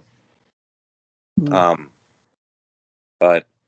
Crime Apple's better, but Ankle John's the one who sounds like Cannabis ate a sewer lizard. So we need his version of COVID Santa. He would do it in like He would do like a Puerto Rican version of COVID Santa, I believe. Right. COVID Poppy. I don't know. That's the next RX Poppy project, actually. Yeah, RX Poppy got Slitherman got a PPP loan. It's a giant. It's a Poppy Neff collab. I also did dollar sign on the cover art. I was gonna say I also did laugh at your review where you were like, "We gotta scrap the cover art with the Balenciaga clad Führer."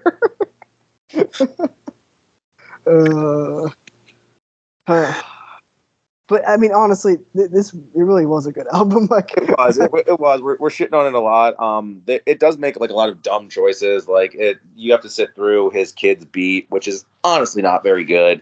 No. But it's just like these are like there's like certain things about like rap albums where it's like they make choices that are bad but charming. Like I've always said about like the end of Supreme Clientele, it's one of my favorite albums ever, and it has like objectively a dumb ending. Like where you have Who Would You Fuck, which is like a 2-minute skit where they talk about who they would want to fuck from old 70s TV shows, and then a 3-minute skit called Woodrow the Basehead, and then it's got like the Iron Man skit conclusion at the end. So like this is an objectively bad ending to an album, but I still find it charming. So it's like if you have a lot of character to your bad decisions, I can forgive a lot. And I feel like letting your kid make that beat and putting it right up front and calling it Fly God Jr. and having DJ Drama yell on it, that's got character to it. That's a bad decision with character. Exactly. So, and Westside has always had that unique character. I mean, he was the one that when Griselda was first starting to get attention was like, he's the weird one.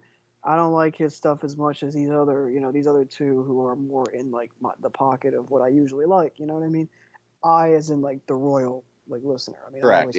I always kind of fuck with Westside, but one thing that was so cool is Westside could make these things that ordinarily like I wouldn't really have a background in or a connection to, and he made them sound tangible. All the wrestling references over the years, dropping the little like clips and samples in there from of wrestling related things. He made me care about that stuff and start quoting it and being invested in it, and then I would send it to a friend of mine who was way more into wrestling, and they'd be like, "Oh, I like I like that, but I don't like the music or whatever." So yeah, it's fun. He makes things tangible that you don't actually like, would think would be. He made 80s wrestling shit about as relevant to like Coke rap as Scarface, which I think is dope as hell.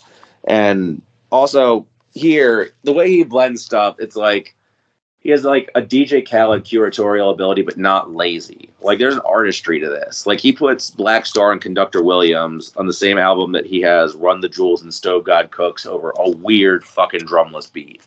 Like there's an art to this sort of thing. I heard they had a problem. Was there a problem?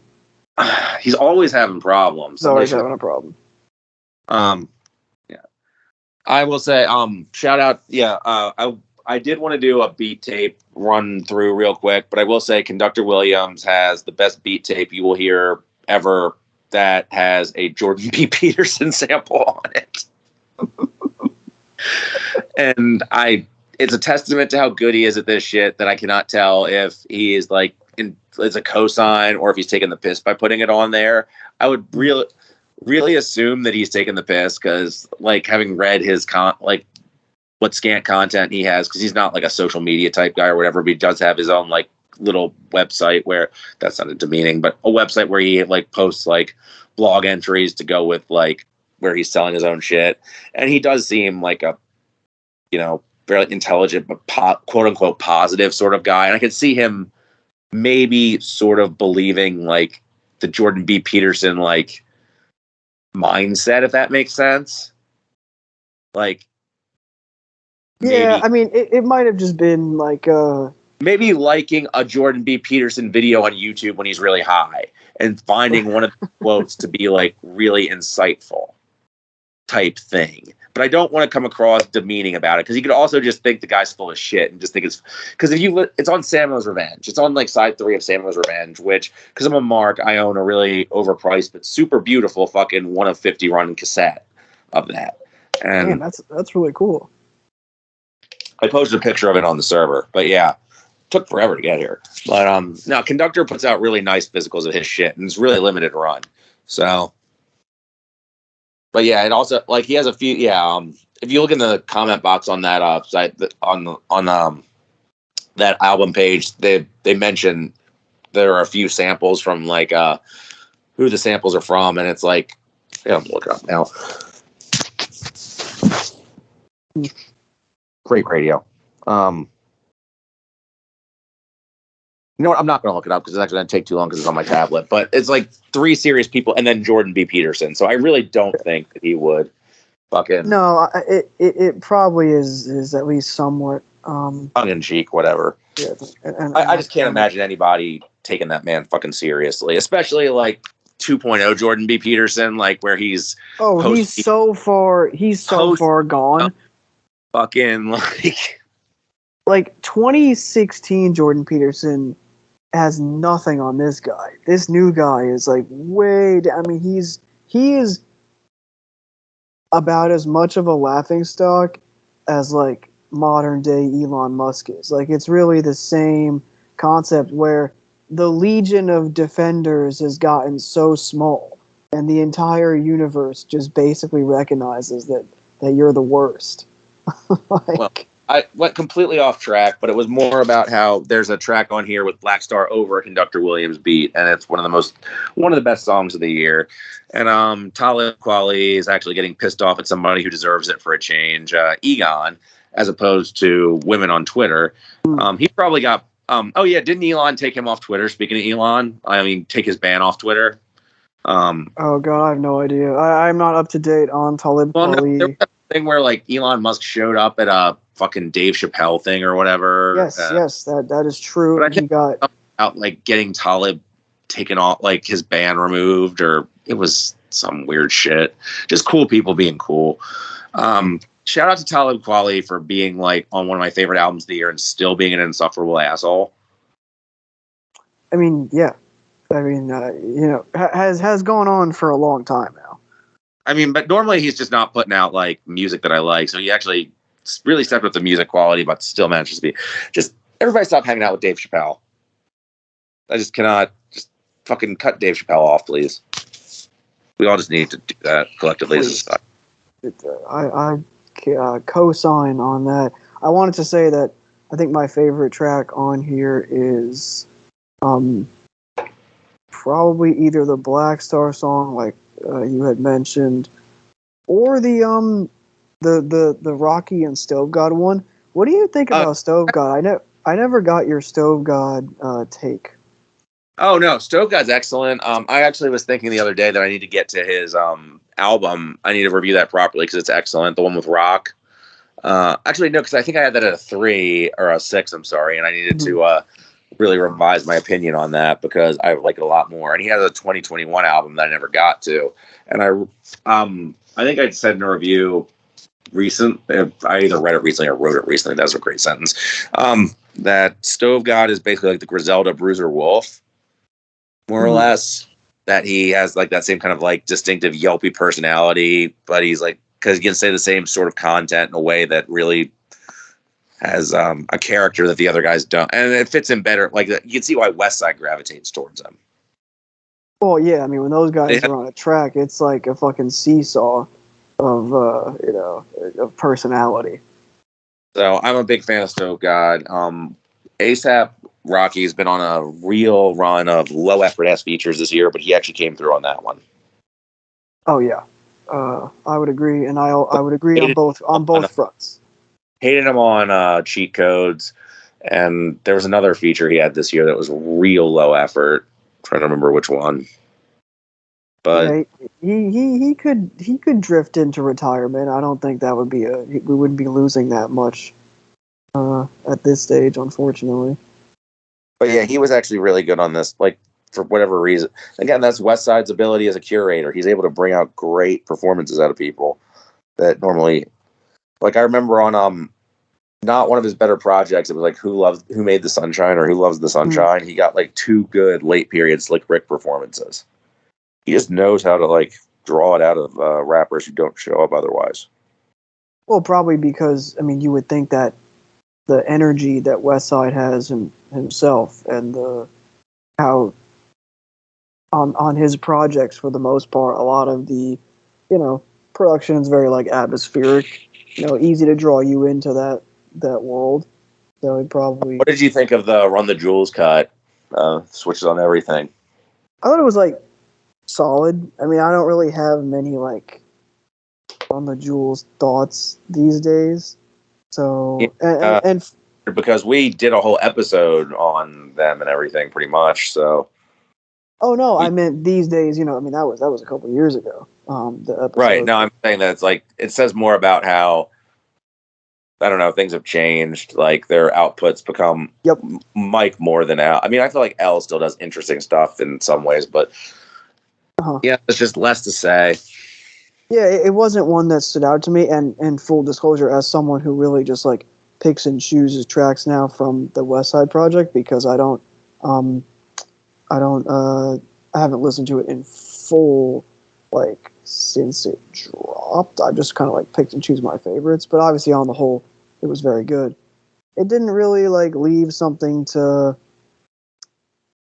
grasp on. Like, I found the other features, even, like, a fucking Busta feature, I thought was, like, more of a, like, it was more interesting, like, on paper. And, like, this is weird because he's kind of hit or miss. Just maybe it's just a late career thing. I thought Raekwon sounded pretty good. Yeah, I thought both the Wu guys sounded pretty good on theirs. I didn't think Busta sounded very good, but no, I agree with you. But I just thought it was at least like I at least remember it more than the Run the Jewels track versus like the Run the Jewels track. I don't really remember much about it, to be honest with you. I know a lot of several people frequent guests. Battered Sphinx, I know, speaks very highly of the Mike verse on that.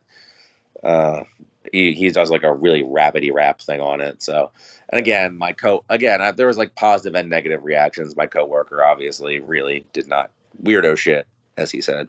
Weirdo shit. The one good song was the last song, the 10-minute song. So, well, I mean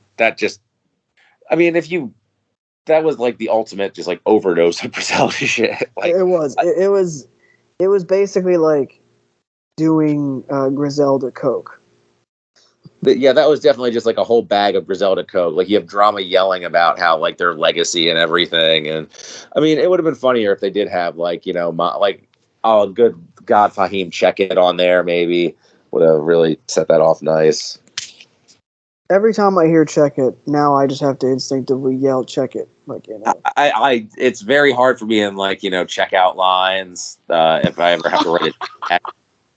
You're just internally screaming "check it." Yeah, like very difficult for me in a lot of everyday situations now. Damn. The God Fahim has ruined my life. Oh my gosh, I have thought of it a lot just because of. If there's one thing I'm always going to remember from God Fahim music and appearances. Well, another thing to put in our honorable mentions, actually, and shout out to another previous guest of the show, King Aaron Horns, now known as Horns on RYM, is so Dollar Menu 4 is going to be on my top 10. Spoiler alert, but what won't be is the other God Fahim Mach-Hommy project, which is like Chinese algebra ducks. It has one of those dumb god names. Hang on, I have to find it, but it's like Duck Season or. Oh, I know the album cover. I can't think of the freaking title. It's a very long title. Duck Season with a C. Yeah. Yeah, it's C-N. I know that, but yeah. I actually have not heard this one, so you're gonna have to. Duck Season Tiger Style.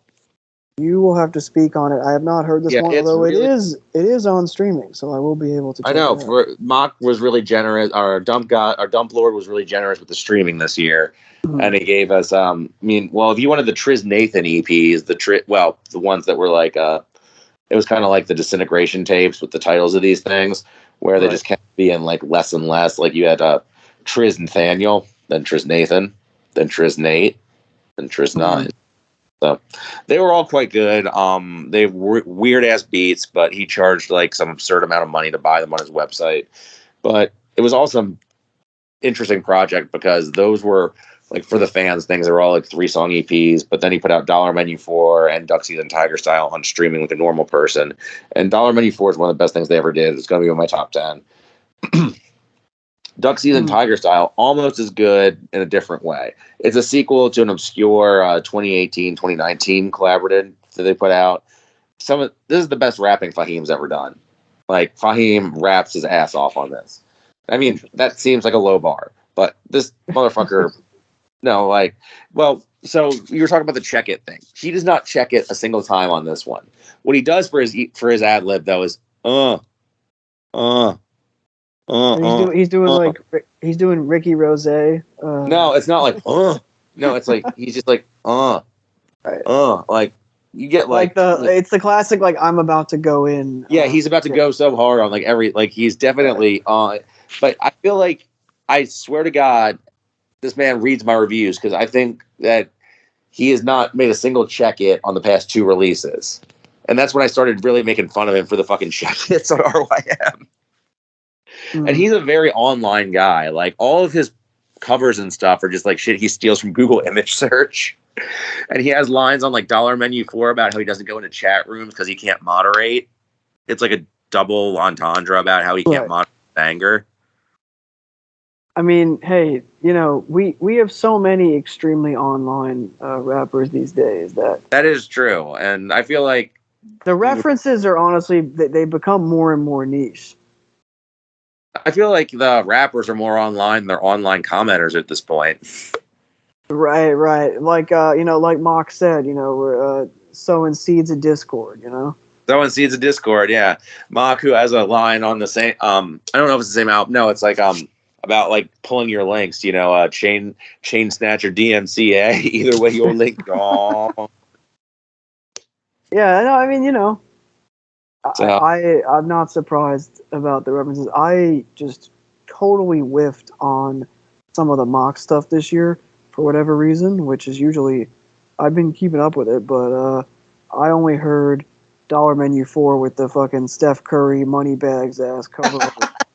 Which is great, by the way. I appreciate it. I saw people were hating on that cover art, and fuck you. That's a brilliant cover art. I love that cover art. It's a great cover art. All the Dollar Menu cover arts are great. There's one where it's like they do the Scrooge McDuck. Yeah, Scrooge McDuck with LeBron in it. Yeah. They got the MJ, the crying meme. Yeah. No, they're all good and relevant because fucking Dollar Menu 2 came out and LeBron had won a championship a few months prior, or the year, and then Curry won the title, and they had Dollar Menu 4 came out. Mach he's nothing if he doesn't have his eyes to the sports calendar. Mach. I mean, yeah, Mach obviously was he was like in the finals, like I believe he was in the finals crowd when that was coming out. So. Oh yeah, I would not be surprised. He him and Jay-Z, I'm sure. Hanging out. I mean, this is just pure. Dollar Menu 4, I think it was more tightly structured. This is just more bars and straight up bars with weird beats. With probably the 2 best janky producers going right now in terms of just putting out weird atonal type shit, Sadu Gold and Wino Willie, and then Nicholas Craven, who might just be the best straight up producer in the whole dump Griselda space right now. Right. And just weird shit with just Mach spitting some of his most abstract rapping, Fahim some of his most direct, under a half hour, very dense, very I would not say that this should be anybody's first Mach release. I think you should probably have listen to some of the more accessible stuff first, then get to this. This is more, like I said, dense and dark, but really, if you're into the way like the more lyrical stuff, and especially Fahim fans should check this. I was not trying to do a check it. No, I heard you try to stop yourself, and I appreciate it, but hey, it's nothing.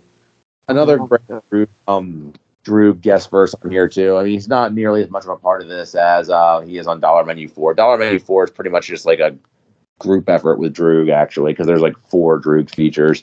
He's only on this once, but I feel like you can really feel the effect of Droog's presence on how Fahim raps, because I think Fahim has become a much more complete rapper since he started hanging out with Droog. Before, he only had 1 flow. Now he has like 2 or 3. So, but he's like really mixes. Like, actually, that's being unnecessarily harsh. Like, I think on Dollar Menu 4, he flows differently on every song. Because another thing I used to make fun of him for is that he would have literally the same fucking flow on every song, and it would get kind of old. But yeah, and I haven't listened to any of his efforts this year, so like I said, I'll have to peep that. But that was my impression when listening to releases from him in years past, where it was just like, no, this is fine, but like it wasn't really landing with me, you know. I always found, you know, him better in features or bite-sized increments, but I'm looking forward to this. I'm looking forward. Well, I was right about Sedale Threat. I think. Well, exactly. Here's the thing: I wouldn't usually say that you're wrong about a lot of music-related things that you would recommend to me or the people, you know, on this podcast. So well, I mean, there's more. What I'm recommending, at least, is like, you know, I mean, again, I wouldn't claim to know. I always come back to this, like, I'm not going to recommend technical death metal to you, or a Swift album, but like what I do know, you know. So, but yeah, I mean, again, this is not like Dollar Menu 4. I think is a lot more accessible than that. If you're going to listen to one mock project from this year, I would recommend that one. But if you're really more well versed in their stuff, listen to this. This one's for the heads. I would say this one is, yes. You would have to have more of a ear for what, like, again, Juju Gotti is on several tracks here. I know he kind of bothers people, or like he's the whispery guy. Mm-hmm. Yeah, you need to have a certain level of IQ to appreciate this person. Yeah, you need to have a pretty high, pretty high IQ to appreciate. Yeah. We've established that we don't want to insult the mock fans again. No, definitely not. You know what? I mean, if we're going to be, I might as well. All right, so I'm operating under the assumption. So full disclosure, there will be Woods-related content in my top 10. I'm assuming, obviously, that's the same thing for you. Yes. Church didn't make my top 10, but I assume it may or may not ducktail with yours, so I'm going to leave. Well, what I was going to say is we could end with what our number 11 would be, and Church. Oh, okay. Okay, that would make sense. I'll wait. I'm also, once again, assuming that cheat codes will be in your. No, actually, it wouldn't. It wouldn't. So do you want to talk about cheat codes then? Because that was my thing. Is I did talk about cheat codes a lot. Oh yeah, on a whole. Hey, I listened to that entire episode and I completely just forgot about it right now. So that is my bad. No, I haven't really listened to it since that episode because I listened to it so much for that episode. I will only say that Cheat Codes was not an album that I came to just up until like the last month or so. And I was very, very, I listened to it at least a couple times over the last few weeks. When Patrick described it as rap comfort food, I would totally agree. This is like exactly what I want in this type of sound. Like, Black Thought needs no introduction, obviously, and you guys did a great job on the pod episode. It was a great episode. I really enjoyed it. But I mean, just putting it on and letting it ride was a wonderful experience. That first and second listens where you're just picking up new lines and you're like, oh shit, da-da-da, he said da-da-da-da, like tying the references together and all of that stuff. So yeah, I mean, Cheat Codes, I think it was my number 20 or so. No, you know, all the ranking stuff is, you know, mostly arbitrary anyway, so it's not a diss to the album that it isn't higher, because I know it's very high on RYM and other places. But yeah, I mean, that fucking intro, the shit with Doom, the Doom shit, obviously the Conway track, the Saltwater. Yeah, that track's great, and all the references in the last song the like Sidney Poitier, Don Quixote shit, like the Springsteen, all of that was just, I mean, it's Black Thought has a very unique way of just giving you the 16, the 32 bars, but doing it in such a unpretentious and not obnoxious or off-putting way, which can be the case sometimes in rap, I feel. But he's just very personable and fit perfectly on these beats. And shout out to Danger Mouse, because Danger Mouse is not someone, I mean, I have more memories of Danger Mouse's like rock production and then like Mouse and the Mask than a lot of like Danger Mouse's rap production since then. So I was I thought it was great. So yeah, I mean, you guys did a whole episode. I don't want to waste oxygen on it, but want to get my take out there because I wasn't on that episode. But yeah, Cheat Codes is sick. Yeah, I mean, little else to add. I will say that in terms of being rap comfort food, I'll say that this album does what the Joey album wishes it could do. And in terms of what you were saying about him being like someone who gives you the 16 and the 32 and like that sort of professional, incredible way, it's like he does what people think Eminem does. Like exactly. Like when I just talked about recalling references off the top of my head, I'm not going to recall that stuff off the top of my head from a much lesser rapper. And I don't mean a lesser rapper technically. I mean a lesser rapper in all the other aspects that Black Thought has had for the last 30 plus years now. That makes him, you know, one of the greats. And his flow is timeless. Everybody says it, but it's true. Yeah. It's a timeless, it's a ageless. I didn't even realize, like, you know, you just forget how time passes, but like, you know, Black Thought's not young. So it's just amazing to me that he still sounds younger. Like, I perceive him to be a lot younger than he actually is. And there's like, I think it's been said that there are like 3 rappers that are getting better with age, and it's Black Thought, A$AP Rock, Billy Woods. Yeah, I mean, the Wood stuff, we'll have plenty to say when the time comes, for sure. Yeah. Although as far as Black Thought goes, I didn't have I just discovered this existed today. Apparently, he put out an EP with Seon. I'm pronouncing this wrong. Seon Kuti. Yeah, I saw that too. I didn't listen to it, but it's only a couple songs. I haven't had a chance to listen to it yet. Yeah. So. It seems the tags are interesting. I think just him going over remixes of stuff from an older Seon Kuti album. So more Afrobeat. So like maybe he can hook up with Lil B. Black Thought Lil B collab. My goodness, what a studio session that would be. And they would both bond over dissing Joe Budden. You think? Could they both do that? No? Wait, did Lil B did Black Thought ever diss Joe Budden? Oh, I don't know. I'm putting it out there in the. I would assume that most people have probably at some point. We have to get our weekly Joe Budden slander. It's almost every episode at this point. And we haven't done one in a while, so this is overdue. He's reached Logic status where he gets nailed, where he gets fucking. Yeah. That was like the intro to the fucking Kendrick episode. Now I remember that. Well, you know, because Joe Budden is, we're competing with him for listeners. You know. Oh yeah. We have to slander other podcasts. Exactly. Yeah, Joe fucking he's the Joe Rogan Experience, but we're the scrappy underdog who's like trying to. Right, we're fighting against the machine, right? Oh gosh, yeah, we don't have Spotify backing us.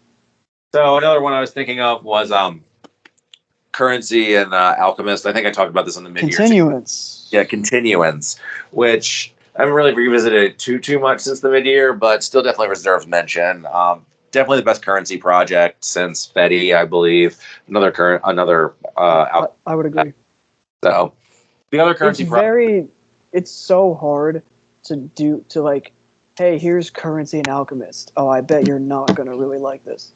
Like that is another one of the comfort food variety. For sure, and it speaks very a lot first track. Alchemist is at this because the other Currency projects this year were was Drive-In Theater 2, which is was a little underwhelming, and Spring Clean 2, which I don't remember anything about. So I would say that Currency is definitely not at the level he used to be, but this project he felt like he was. So felt as good as ever. Yeah, because Currency has had such a like business like workman like release structure over the last 12 plus years, it feels like.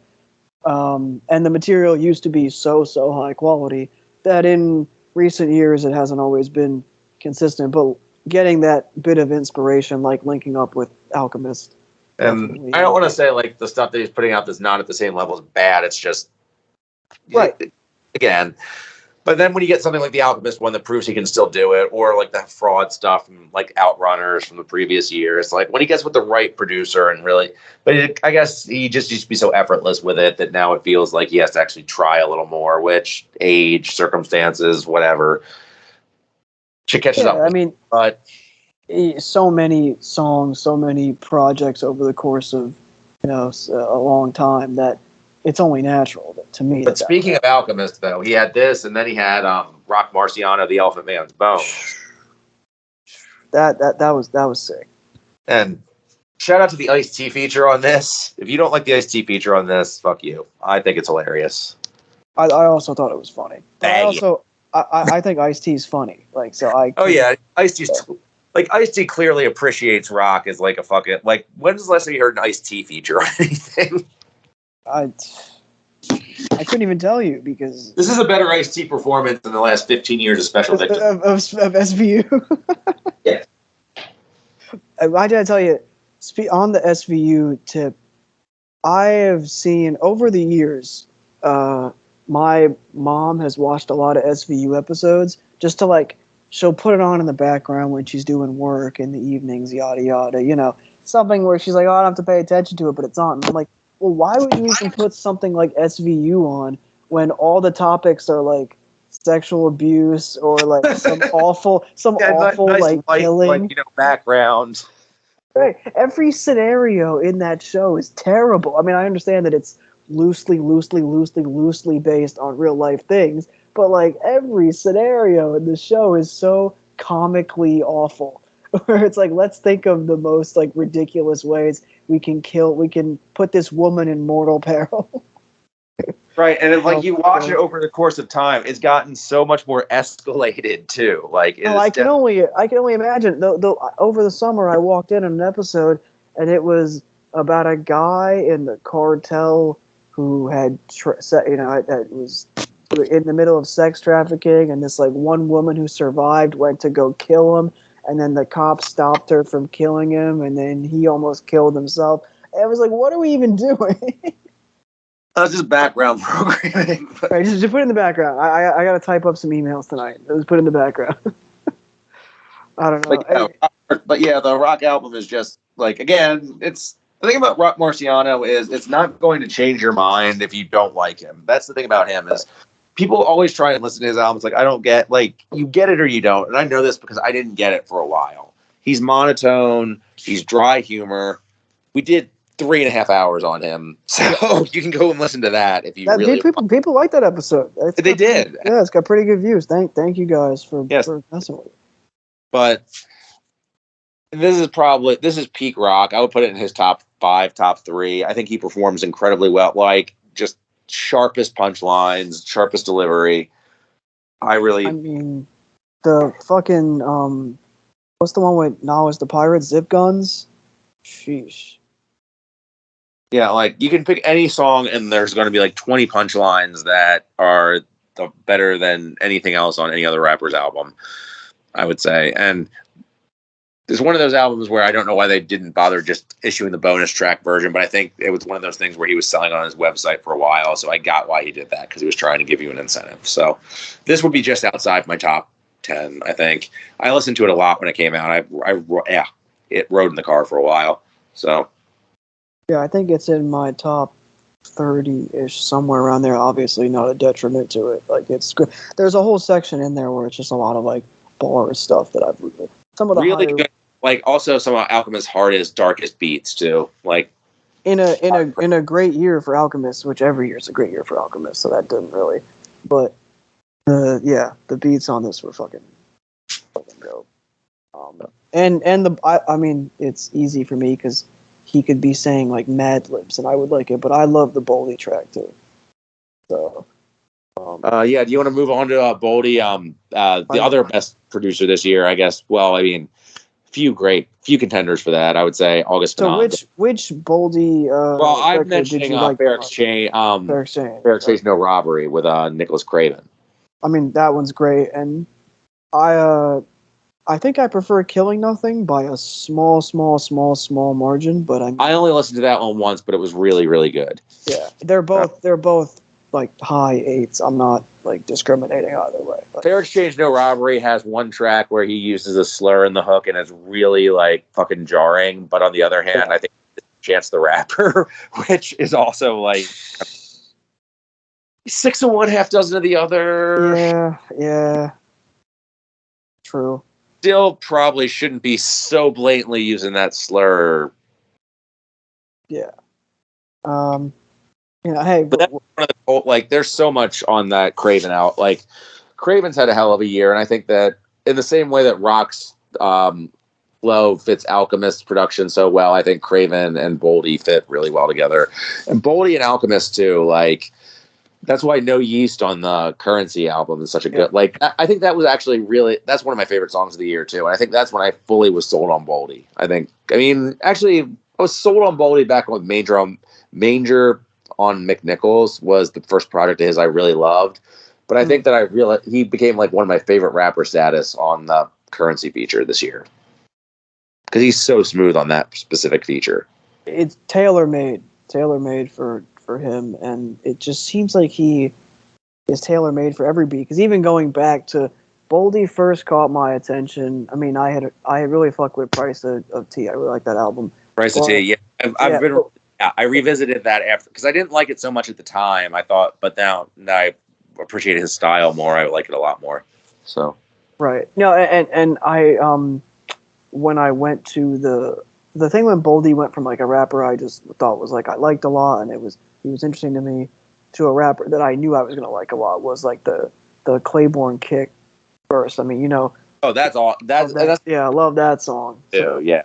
That was when he kind of took off for me, and then since then, you know, pretty much every song. There's a great there's a couple of like TikToks I randomly came across where it's just like me listening to Boldy like say the same thing, but then it's just like the guy there's like a guy in his car, he's just vibing and he's just like, where are we at with it? Like, he's just imitating the ad libs, like in the little intro stuff. Oh yeah, Boldy also has great ad libs too. Great ad libs, block way, like all that stuff. So yeah, I mean they're more than just the song concepts and how he raps on the songs. He's just such a presence that I'm locked in on. Yeah, and he would have to make something really bad for me not to like it, I feel. So the Craven one's the one I liked a lot more, just because I just gave it a lot more listening time. But do you like it more than like Bo Jackson or stuff like that, or would you? Bo Jackson, well, Bo Jackson has that has the Earl song on it, right? Photographic Memories, or is that Super Techno Bo that has Photographic Memories? Because that's my favorite. I think that might be my favorite. I think that's Bo Jackson. Super Techno was it was, I think, shorter. Yeah, the Earl was Photographed with Rock. Yeah. Yeah, that's my favorite song of his, period. So, Bo Jackson. I think I would rate. I think Bo Jackson might be tied for me again. Yeah. That's tied for my favorite, and then Super Tecmo behind. But Manger might. Manger's not really fair to compare to him though, because Manger was like made over a 10-year period. Yeah, and it sounds so different. Right, because that production is like that full band production too. So, yeah, it's tough. I think I would put Bo Jackson. See, the thing is like I'm annoying because I'm just super locked into the Alchemist stuff. So like I love Bo Jackson, I love Price of Tea. Obviously, Manger's great, but obviously these two projects. Both great. Well, I can see why you like the Alchemist stuff too, because he has that same chemistry with like again, like my other favorite is No Yeast, is because he has that same sort of conversational chemistry with Alchemist that Currency does. And even to a lesser extent, someone like a Freddie, right, yeah, Freddie too. Well, Freddie has like a greater variety of flows and more aggressively like approaches it, but like they all I think they all have the same sort of conversational content, which works well with the way Alchemist like has like that sort of background, like the backgrounds he gives them. It's a very like the rhythm that they have together. Is very tight and similar to what Currency and Alchemist have. And a good point about when Boldy's naturally conversational. We know, hit the button, like, Caleb likes conversational flow. So, but yeah, both Boldy projects well worth the time. I'm sure most people listening to the podcast have listened to them, but regardless, they both, and just like his deep ass vocal tone too, just dope as hell too. Like just everything about the way he raps. Like great. I mean, elite rap voice. Yeah, it's just phenomenal. So, yeah, shout out to Boldy, man. Great stuff. Anything else? Trying to think of from the Griselda camp that I would want to mention. Because the other Westside project was only okay. It has the really cool 8-minute track with SD on it. The one with the fucking pop rap of the rapper cover art. Peace Fly God. Oh yeah. Triple ass cover art. Yeah, I don't think I have anything else to mention. I mean, overall, Big Ghost one, we kind of mentioned that. We already mentioned the other Conway. Yeah, and I think overall Boldy like really shone this year for me, but I did like that Conway record still. So yeah. So yeah, we mentioned as far as Wrecking Crew goes, Sedale, we mentioned that. Backwood. Yeah, it's like Backwood. Go ahead. Oh no, I mean for me, like there's a lot of stuff that I went back and went through some of the mid-year stuff, and there was a lot of stuff that I talked about on the mid-year that isn't going to make my top 10, so I don't really need to regurgitate it. Some albums dropped a little from where they were in the mid-year, but that obviously like isn't an indictment on them. It's just there was other shit that I became infatuated with as the year went on. So albums like the Days God record, V-Kiss, which was my favorite like electronic music related album of the year, that fell a little bit, but still in like my top 20.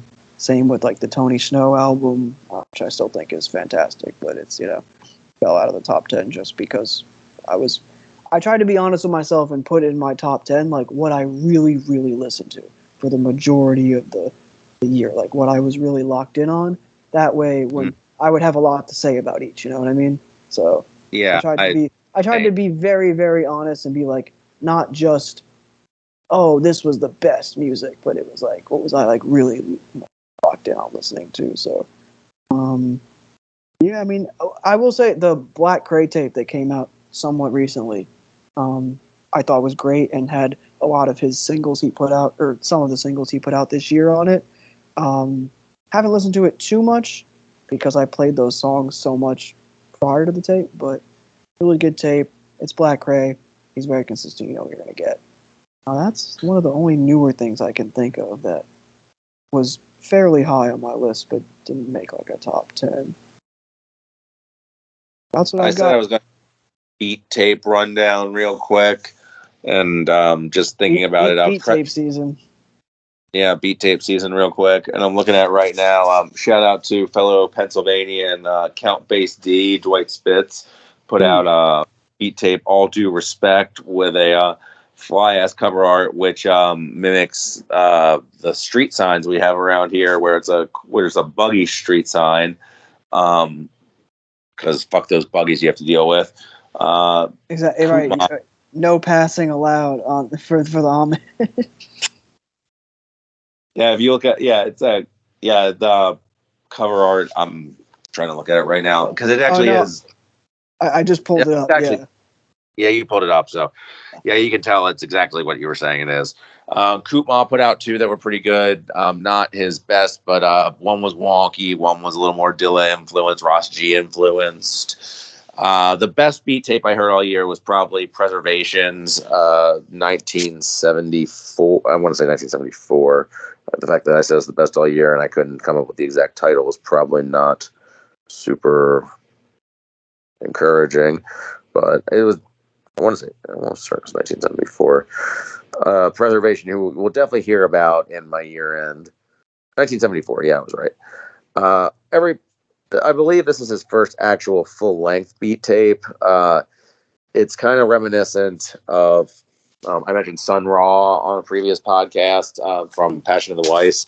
Did a Sun Ra versus the hippies beat tape sort of thing, and this is kind of the same thing. It's very 70s, obviously 70s influence with samples and kind of telling the story of a year. It's like one of those beat tapes that has a concept to it, but also every beat stands on its own. It's a really impressive piece of work. If you obviously like Ethiops, there's something to be heard here, although there's different, like Ethiops is a very focused piece of work. This is focused in a different direction. He also Eastern medicine, Western illness. That was like every preservation tape has a very strong concept. So like there's spillover in terms of like the sort of sounds and samples he uses, but ultimately each one sounds different. So it sounds alike in some ways. I'm doing a very bad job of describing this, but you should hear it. Like if you like, I feel like a lot more people heard Ethiops than heard this, but this deserves to be heard too.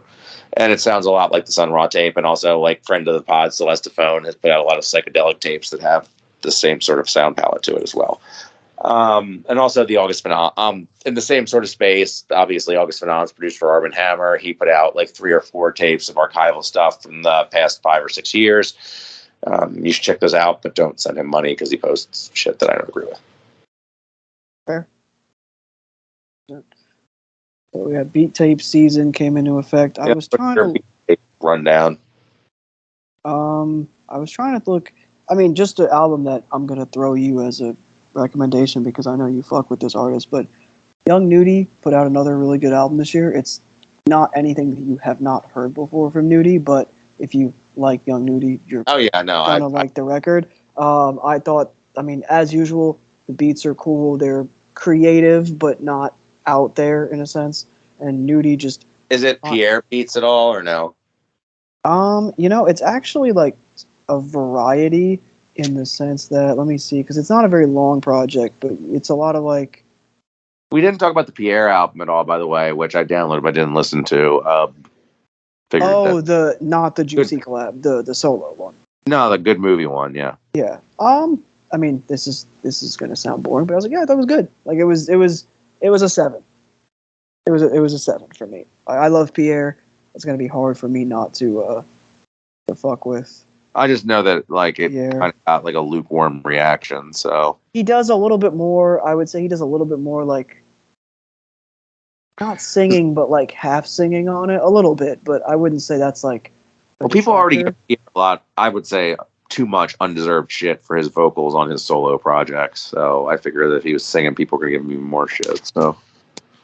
Yeah, and I know it got a pretty tepid response. I wasn't like plussed by it. And with the Young Nudy project, it's a lot of Coop beats on there, but there are Pierre songs too. So, but Coop has been producing for Young Nudy for years now. But so it's the same sort of sound. It's the same sort of sound. I would say it's like 60-40, like Coop beats, and then 40% Pierre. I think Pierre is on like 4 of the 11 songs, 3 or 4 of the 11 songs. Yeah.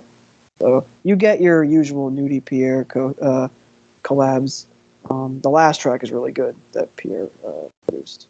That's something I'll check that out. I should have mentioned this in surprises, by the way. The NBA Youngboy that you brought to my attention. Oh yeah, thank you, because I meant to mention it. Really enjoyed the shit out of that. I'm glad that you brought that to my attention.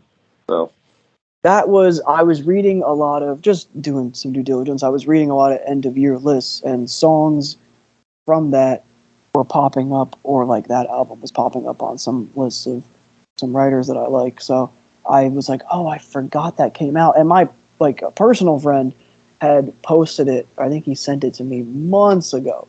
I was like, I'm really fucking with this. And I just, for whatever reason, hadn't listened to it, and thought it was great. I was like, wow, he just made a sick Cash Money album from the late 90s, early 2000s in 2022. But Youngboy, to me, I mean, I told you this in the Discord, but it doesn't mean anything to anybody listening to this. But like, I've always liked him. He's always been super talented to me, but like some of his projects are too long and they don't always like land. So he's got a lot of like projects I like. He's got a lot of projects I think are mid, unfortunately, or But overall, I mean, I've been positive on him for years now, but I don't think he's made more than like one or two like great projects overall. Like he's got like, to me, I think he has like 2 great mixtapes, like AI Youngboy, the 2017 one, the 2019 one. That series I thought was like his peak, but this project was fucking great. So yeah, I mean, what was the one? I mean, it's a tough title for me to say, but like Pimpin' a Bitch, like that flow was that flow was amazing. I thought his flow and everything was really like impressive. I wasn't used to hearing so much energy out of him. Every track, I listened to the whole thing through once from whatever the song you sent, and then just I let it loop through once, and I was just so I can't really point to individual songs. Is what I'm saying. I just kind of let it play through. It's like that one, the E41, like Yeah, the E41 was hilarious. Like that was again 40 in peak form. So just really enjoyed it.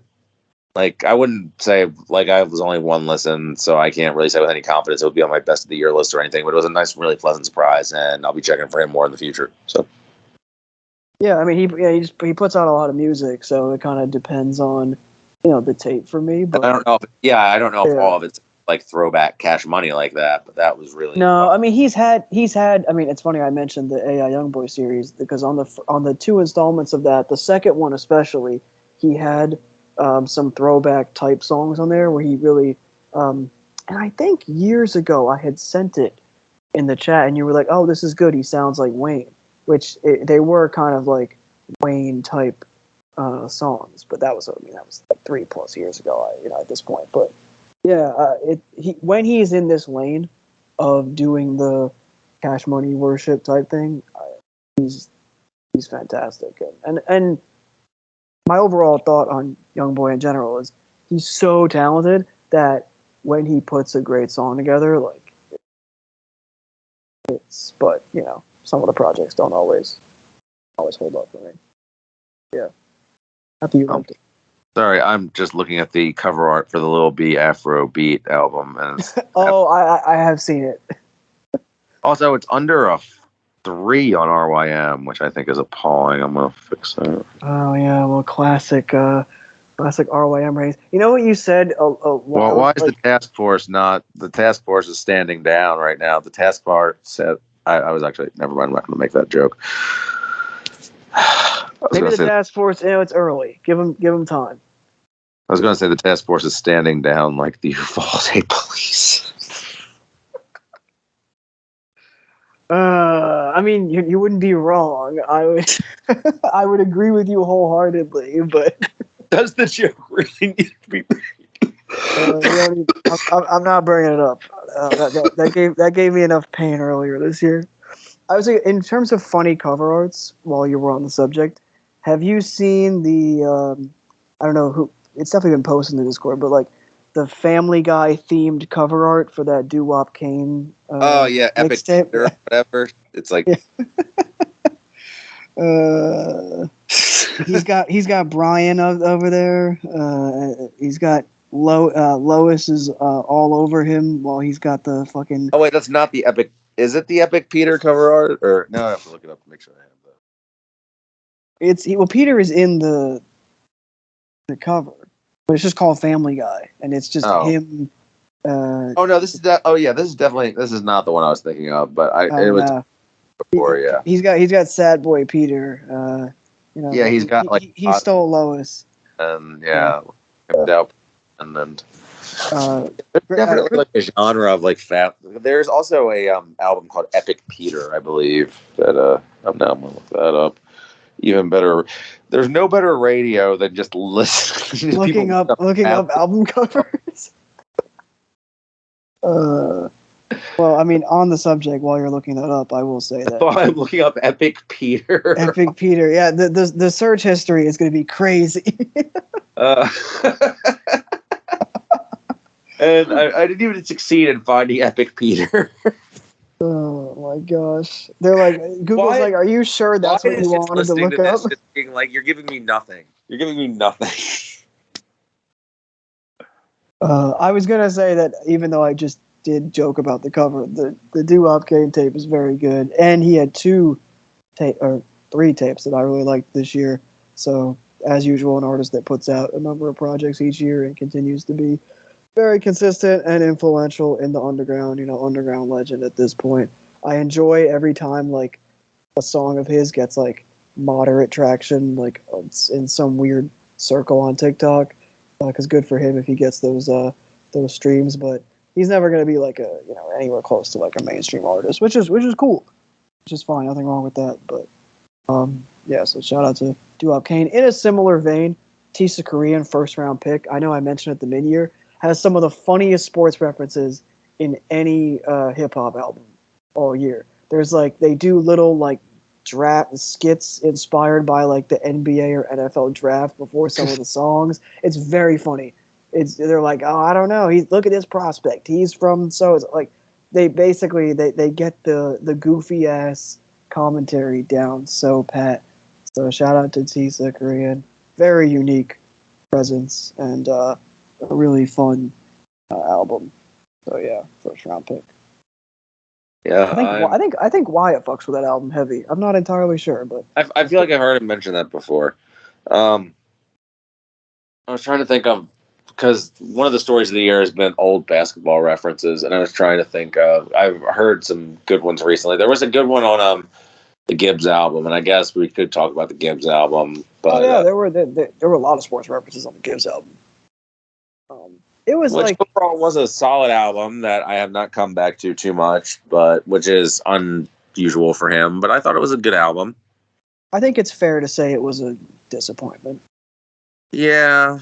But then again, how much did you like? I wasn't expecting again, like that goes back to really disappointment when the bar is pretty low. Like I wasn't expecting anywhere near like an Alfredo, just because I feel like he had been kind of on a run where I was like, this is like this is solid music, but I wasn't.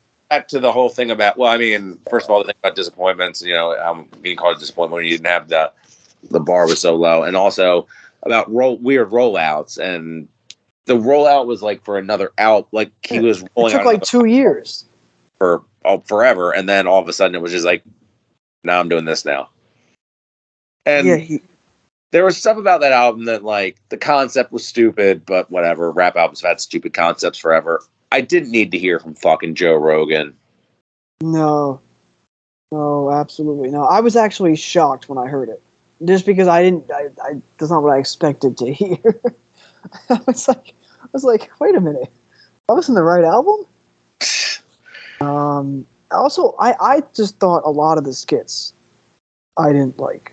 Like the hotel room shit. Like corny at best in terms of skits, like, but there was still like the Ross feature's great, like the Bunny songs are great, like he's still rapping really well, the beats are still good, like it's still a Freddie Gibbs album, like the Scarface feature's really, really fucking good. Yeah, like I would say it's like his weakest, probably his weakest studio album. Oh yeah, I feel like you're more creative on it than I am, but I can't say that there aren't big. I like it better than Shadow of a Doubt. Oh, interesting. But I think the skits. Really, I remember the highs from Shadow of a Doubt more. So there's nothing on here as good as fucking With the Count or Extradite. Like. So yeah, I mean, I like the DJ Paul song. I remember liking that. Obviously the Rick Ross, they have great chemistry. Yeah. They have great chemistry. I kind of thought the Offset song was weak. There was the single bad. Yeah. I mean, yeah, there were a couple songs on there, like I know you mentioned there were a couple songs on there that felt like the beats were a little faceless. I thought they were starts off poorly too. I think the first song is not very good, and a bad way to start the album. I agree. Which is a rare for him. Like there's stuff on here that just feels like clumsy for him. Like it just feels like a little. It doesn't feel like there's a lot of personality, which is the complete opposite of any Gibbs record I could ever say, like, for the most part. Yeah, I mean, and also the guy's made Pinata, Bandana, and Alfredo, and so he can make, like, he's earned the right to make shit. But it also doesn't make a sincere. You know, I'd rather somebody make a sincere miss than something that feels like a miss that's like,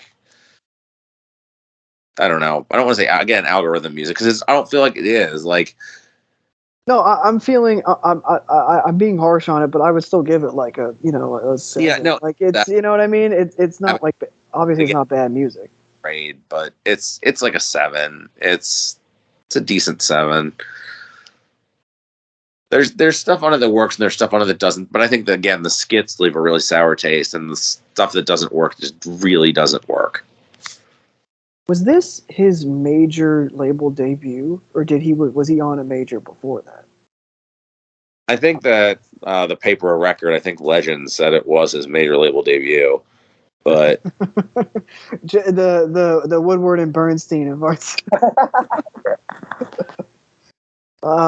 Yeah, I mean, because it's from a, not all of it, but from a like. Well, I felt like album from like an album construction perspective, it does feel like that. Shadow of a Doubt on a major, I forget, or was that on Koch? That might have been Koch. I feel like he might not have been big enough to be on a major with Shadow of a Doubt, but he was signed with Jeezy, and I feel like he did. Cold Day in Hell was supposed to be on a major, or it felt like Cold Day in Hell was like supposed to be like. Because he's had a bunch of stuff that felt like it was supposed to be like his formal debut album, and never was. And then the early 2010s stuff. Yeah. So ESGN, honestly. Well, I mean, ESGN was like a fuck off. Like ESGN was the thing you release when like they dropped your album, and not like released your album as in like they shelved your album. Right. No. What I mean is there were parts of ESGN, and this is not a knock on ESGN because I think it's dope, but like there were parts of ESGN that I could have heard as part of a debut or a big that is album. true. Yeah. But yeah. That's the thing about ESGN is ESGN's like half like songs like released as like a reaction to his album being shelved, and half stuff that felt like it was from that album. So. But it gave us Eastside Moonwalker, so I will never say a bad word about ESG. And, Eastside Moonwalker, The Real G Money, Freddie Soprano, and Soprano, yeah. The one with Spice One on is really fucking hard too. Fame, I think it is. Oh yeah. There's like 6, and like there's like 10 packs of Backwoods or 100 packs of like there's like 6 songs on that that are just like the fucking best songs he's ever done. Yeah. Like the whole the problem with that album is like or the tape or whatever is it had all those little Sody interludes. The Sody calling from jail, right? Yeah, Sody just like yelling at Jeezy and shit. Yeah. But yeah, I mean, I guess you would call Freddie Gibbs, the record would be like a light disappointment. I wasn't expecting career work, but since we can still probably say it's one of his weakest. Yeah, I would agree. I mean, again, it's very little drew me back to it. And there's stuff on there that I would say is both like corny and cringy, which is not really stuff that I would say about anything else in this catalog. No, nothing I would ascribe to the Gibbs period over there. So, yeah, I mean, in terms of other stuff, I mean, I do want to recommend, I know I mentioned the Days God record earlier, but the Dirty Bird album, who are not similar, electronic music, D&B, kind of deep house, a number of different genres that they've been playing with, but they've collabed with Days before, so I wanted to put that out. But yeah, Dirty Bird, the album was an EP technically, but Wagin' Music, I listened to that a lot during the summer. It's like a really good house record, low-key, deep house, about like 20 minutes. I thought it was very, very pretty music, and I recommend that to any house fans, even like outsider house fans, like, you know, more of the low key variety. So yeah, definitely gotta recommend. I gotta recommend Dirty Bird record because, and they're a good follow on Twitter. Okay, if you care about that sort of thing. They put out a record last year, Virginia Creeper, which has a super cool cover art. It came out around like Halloween. That was a super dope record. Yeah. Yeah, speaking of electronic musicians who put out way too much music, I, of course, have to shout out Milieu, Brian Granger, who I subscribe to on Bandcamp and buy way too much of his music. Put out like 100 things this year, probably legitimately, if you count his subscription stuff. Best of them was probably The Flower to Disappear. Puts out a bunch of stuff under Coppice Halifax as well. Just in general, check out everything he does. But Flower to Disappear was probably the best. He put out a long Bull of Heaven style 8-hour piece, which I forget the name of, but was also very good. Trying to get back into my tablet that kicks me out now to find the name of that. But yeah, so yeah, he put out so much stuff that I can't honestly remember all the names of it. The Consonance of Joy was also another thing that came out as a live ambient set after the live album Stream of Flower to Disappear. That was also very good if you're into that sort of thing. Most of the Coppice stuff this year was good ambient techno, so that sort of thing. I'm trying to think. Good writing music, I would say. Like that. That's always something I recommend. Yeah, if you look at that, it's like good lo-fi. I hate to use the term lo-fi beats to chill and study to type thing, but that does describe it. Like I've written a lot to it, so. I had another thing, but I can't remember it. So, if you got anything else, otherwise. Yeah, let me just scan through here because there was plenty of stuff that I mentioned at mid-year that I won't belabor. That was kind of in that whole, top 40, top 30 range. Yeah, I don't want to try and rehash stuff from mid. Yeah, don't want to. Earth put out an album. Oh wait, that's one. Never mind. That's January. It's coming out. I thought I missed an Earth album. Yeah, let me see here. Yeah, I would say that I don't have anything. I will mention the. Just because I only heard it recently, the Hackle album, who is part of Haunted Mound, the group with Cemetery, Buckshot, etc. Hard as fuck tape, one of the best Haunted Mound releases since like 2020. I had kind of been falling out a little bit with their music just because I hadn't loved Cemetery's output this year compared to previous years, but I thought that the Hackle tape was hard as fuck. It knew exactly, like, from the first track, exactly what it was going to be, and I had an excellent, just super fun first listen to it. Beats absolutely fucking banging. Has that, massive drill influence that a lot of the Haunted Mound stuff has. So, yeah, definitely would recommend it if you're familiar with Cemetery. Definitely wouldn't be my first release I would listen to from them, but if you like any of the Rainbow Bridge, albums from Cemetery, I would check out Hackle. You've probably heard it already because it has plenty of ratings on RYM, so if you're plugged in, I'm sure you've already checked it out. But just wanted to show my appreciation, and I will throw Wyatt a little bone here because I didn't talk enough about Cartier'God in the mid-year. Cartier'God continues to be one of the most, idiosyncratic artists, I think, in the underground. He can make an album or mixtape about anything, and I just would be game for it. I don't always love his stuff, but there's a lot that I really like, and there's a lot that I do love. Put out, I think my favorite of his this year is probably Dance for Me, which is kind of a genre-bending, but mainly bounce and Miami bass kind of inspired Southern rap mixtape, which is definitely up my alley, and it is good workout music as well. So yeah, super good recommendation. Also, friend of the pod, Look at Ghost, I think thinks of it very highly. So that's another reason to check it out if you're listening and you don't care about my opinion. So, yeah, which would be fair, by the way. Which would be fair. You should value Look a Ghost's opinion over both of our opinions in general. 100%. Especially about, like, Southern rap, for sure. Lucid, since I was trying to think of the backwoods stuff, Lucid put out an album this year that I said I was going to cover in the mid-year pod and never did. I told Bessie, and I also massacred the name of the title of the album in that, and I'm trying to do better on that on this one. And unfortunately, we were supposed to do a pod with Thought Foul before this episode, and scheduling didn't work out on that, but we'll be doing that either between now and the end of year pod or after the end of year pod. One or the other. In the near future, we'll be covering all the backwoods records releases, and we'll be covering that one. One of the best of the year. One of Lucid's best. Probably on his more approachable side as opposed to his... He also put out a beat tape, which the name escapes me. It had a funny title. I know that really narrows it down. The fuck did he call it? It was BRB charging my toothbrush or something. BRB gotta go charge my toothbrush. Yeah.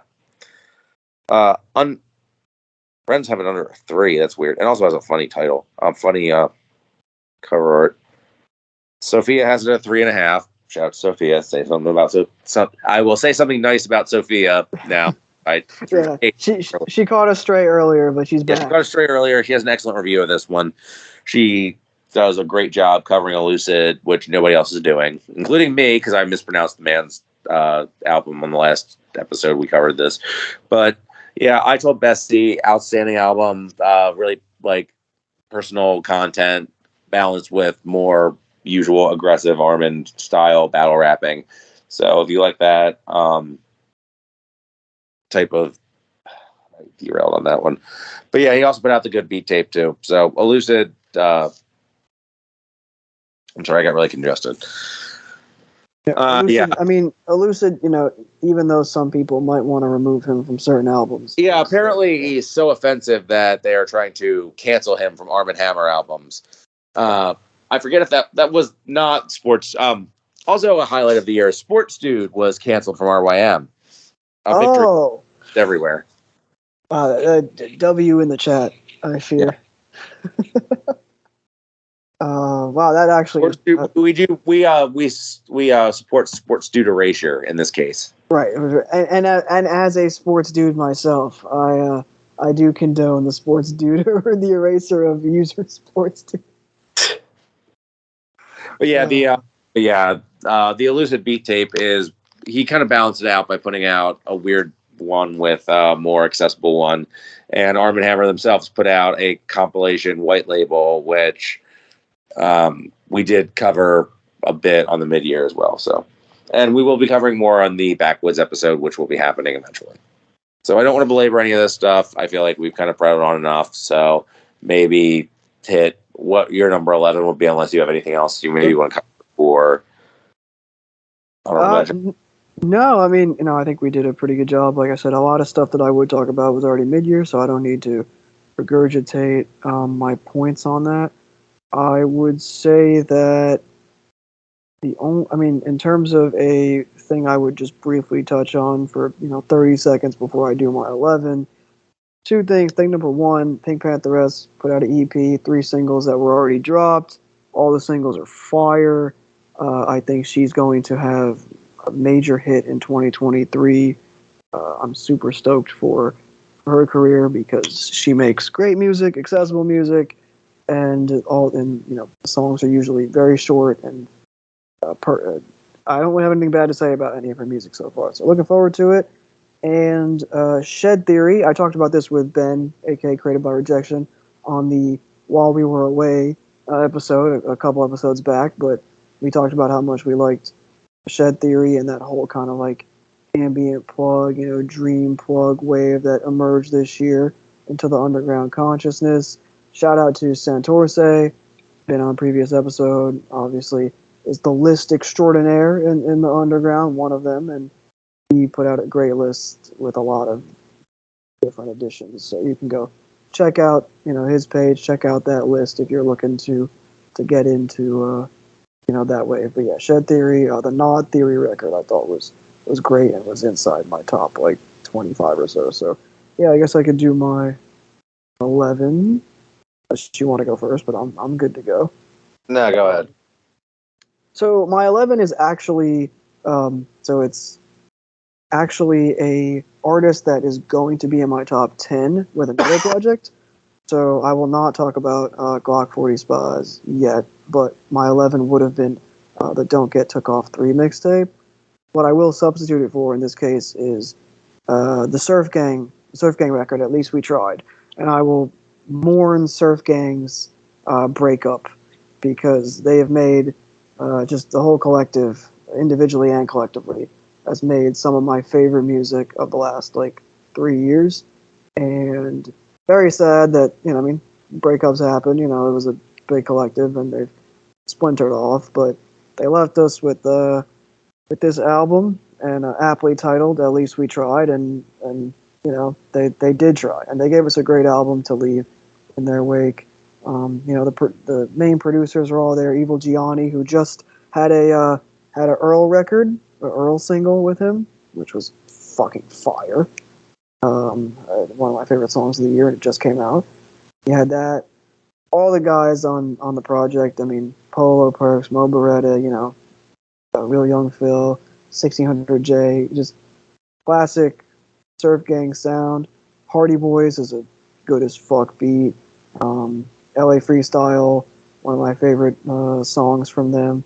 Yeah, man, this is just a excellent project that I don't really have many notes for, but just made me very happy to listen to because this is like prototypical classic like Surf Gang sample drill mixed with like plug tinges and East Coast like kind of trap tinge sound. So if you're familiar with them and you like their stuff, you probably already heard this. You probably already like it. But shout out to Surf Gang, and it sucks that it happened, but they both, all the members put out great projects this year individually too. So looking forward to seeing what they all do individually, and hopefully they'll still work together here and there on shit. But yeah, Evil Gianni is one of the best producers in the world. So I'll leave on that. All I really have to add to that is the Earl Evil Gianni song is fucking fire.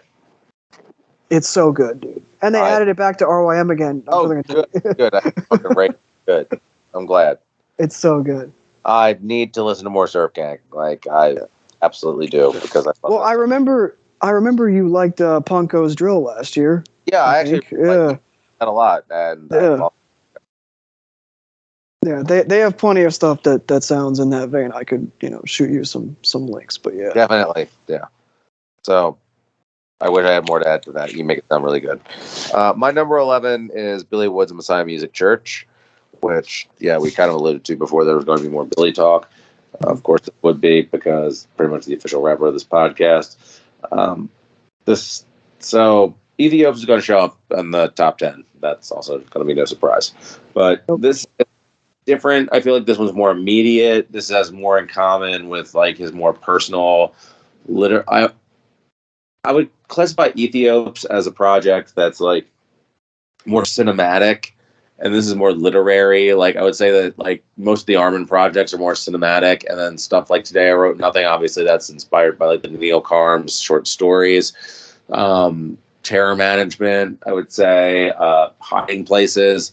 Those are more like Billy being literary as opposed to cinematic. He can write in both veins. I feel like he has a very obviously I feel like he writes. I don't suppose cinematic is the right term for it. Like some are short stories, and I think it's more short stories versus poetry, and this is more poetry, I guess. Like more immediate, sharp, poetic lines, like on Paraquat. Like he's giving you like sometimes he gives you narratives, and sometimes he gives you like stories that are told in short bursts of imagery, and like seeing the city through the eyes like a jihadist. We were raised off Paraquat. Like he's just giving you more vivid poetic images as opposed to thorough like narrative through lines, and which is I guess a way of a little more dense. from an already dense person, but not dense person. You know what I mean? Like dense, like artistically challenging. Agreed. Somebody who presents their art in a deliberately challenging way. Yeah, agreed. I mean, I thought it was great. I just was kind of. But then there's also like you have Swamp Grass, Fever Grass and Polo Rico are also two of his most outwardly emotional pieces. Polo Rico is one of his best songs ever. That song's fucking nuts. And Vivid Hell. Like the personal details on that are remarkable.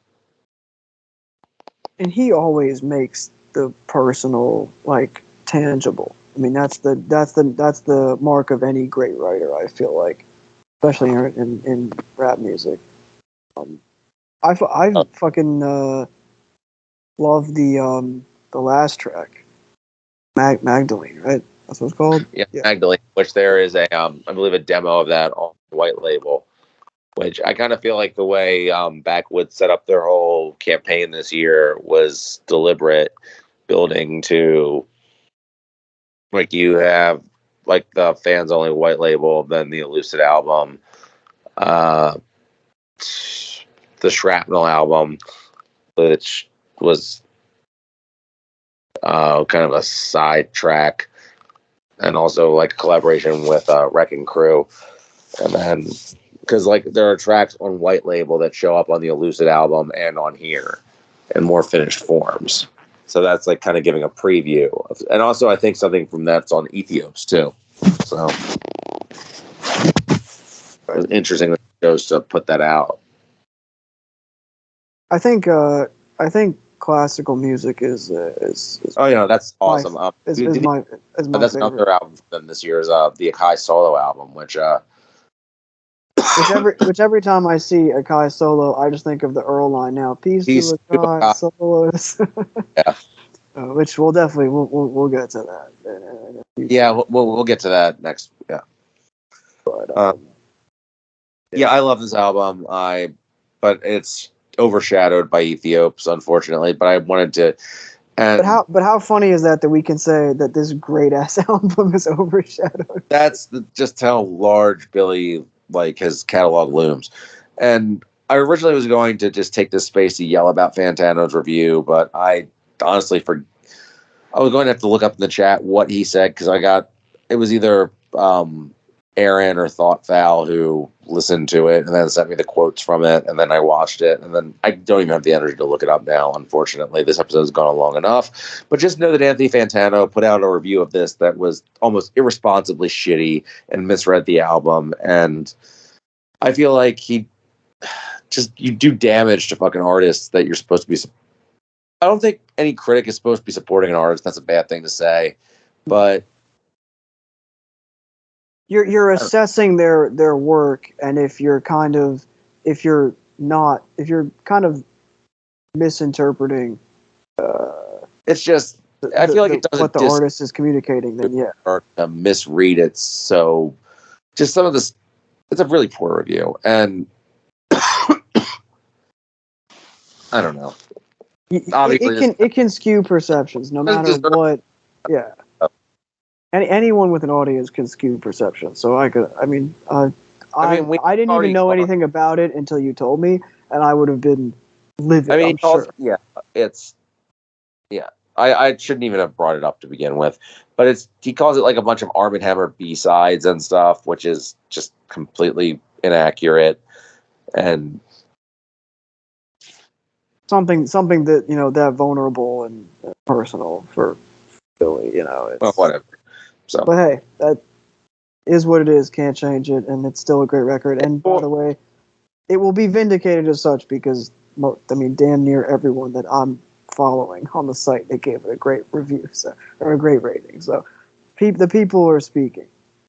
Basically, which is what matters. This is definitely not the last time you're going to hear about Billy Woods on this podcast ever, because for as long as the podcast will go. As long as it will go, we'll be talking about Billy Woods and Blade and how much we dislike certain tastemakers.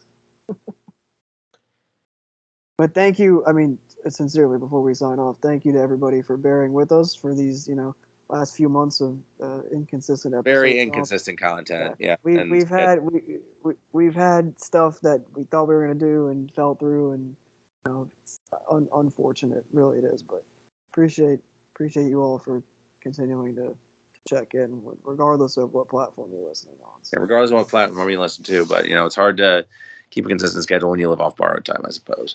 But indeed. Attempt at being clever. But as always, our intro music is Borrowed Time Instrumental by You and Classic, and our outro music is Stagnated Pace by Can Kick. And we will see you actually in a shorter period of time than usual for our year-end episode. So see you then. Peace. It ain't gonna never stop. It ain't gonna never stop. It ain't gonna never stop. It ain't gonna never stop. It ain't gonna never stop. It ain't gonna never stop. It ain't gonna never stop.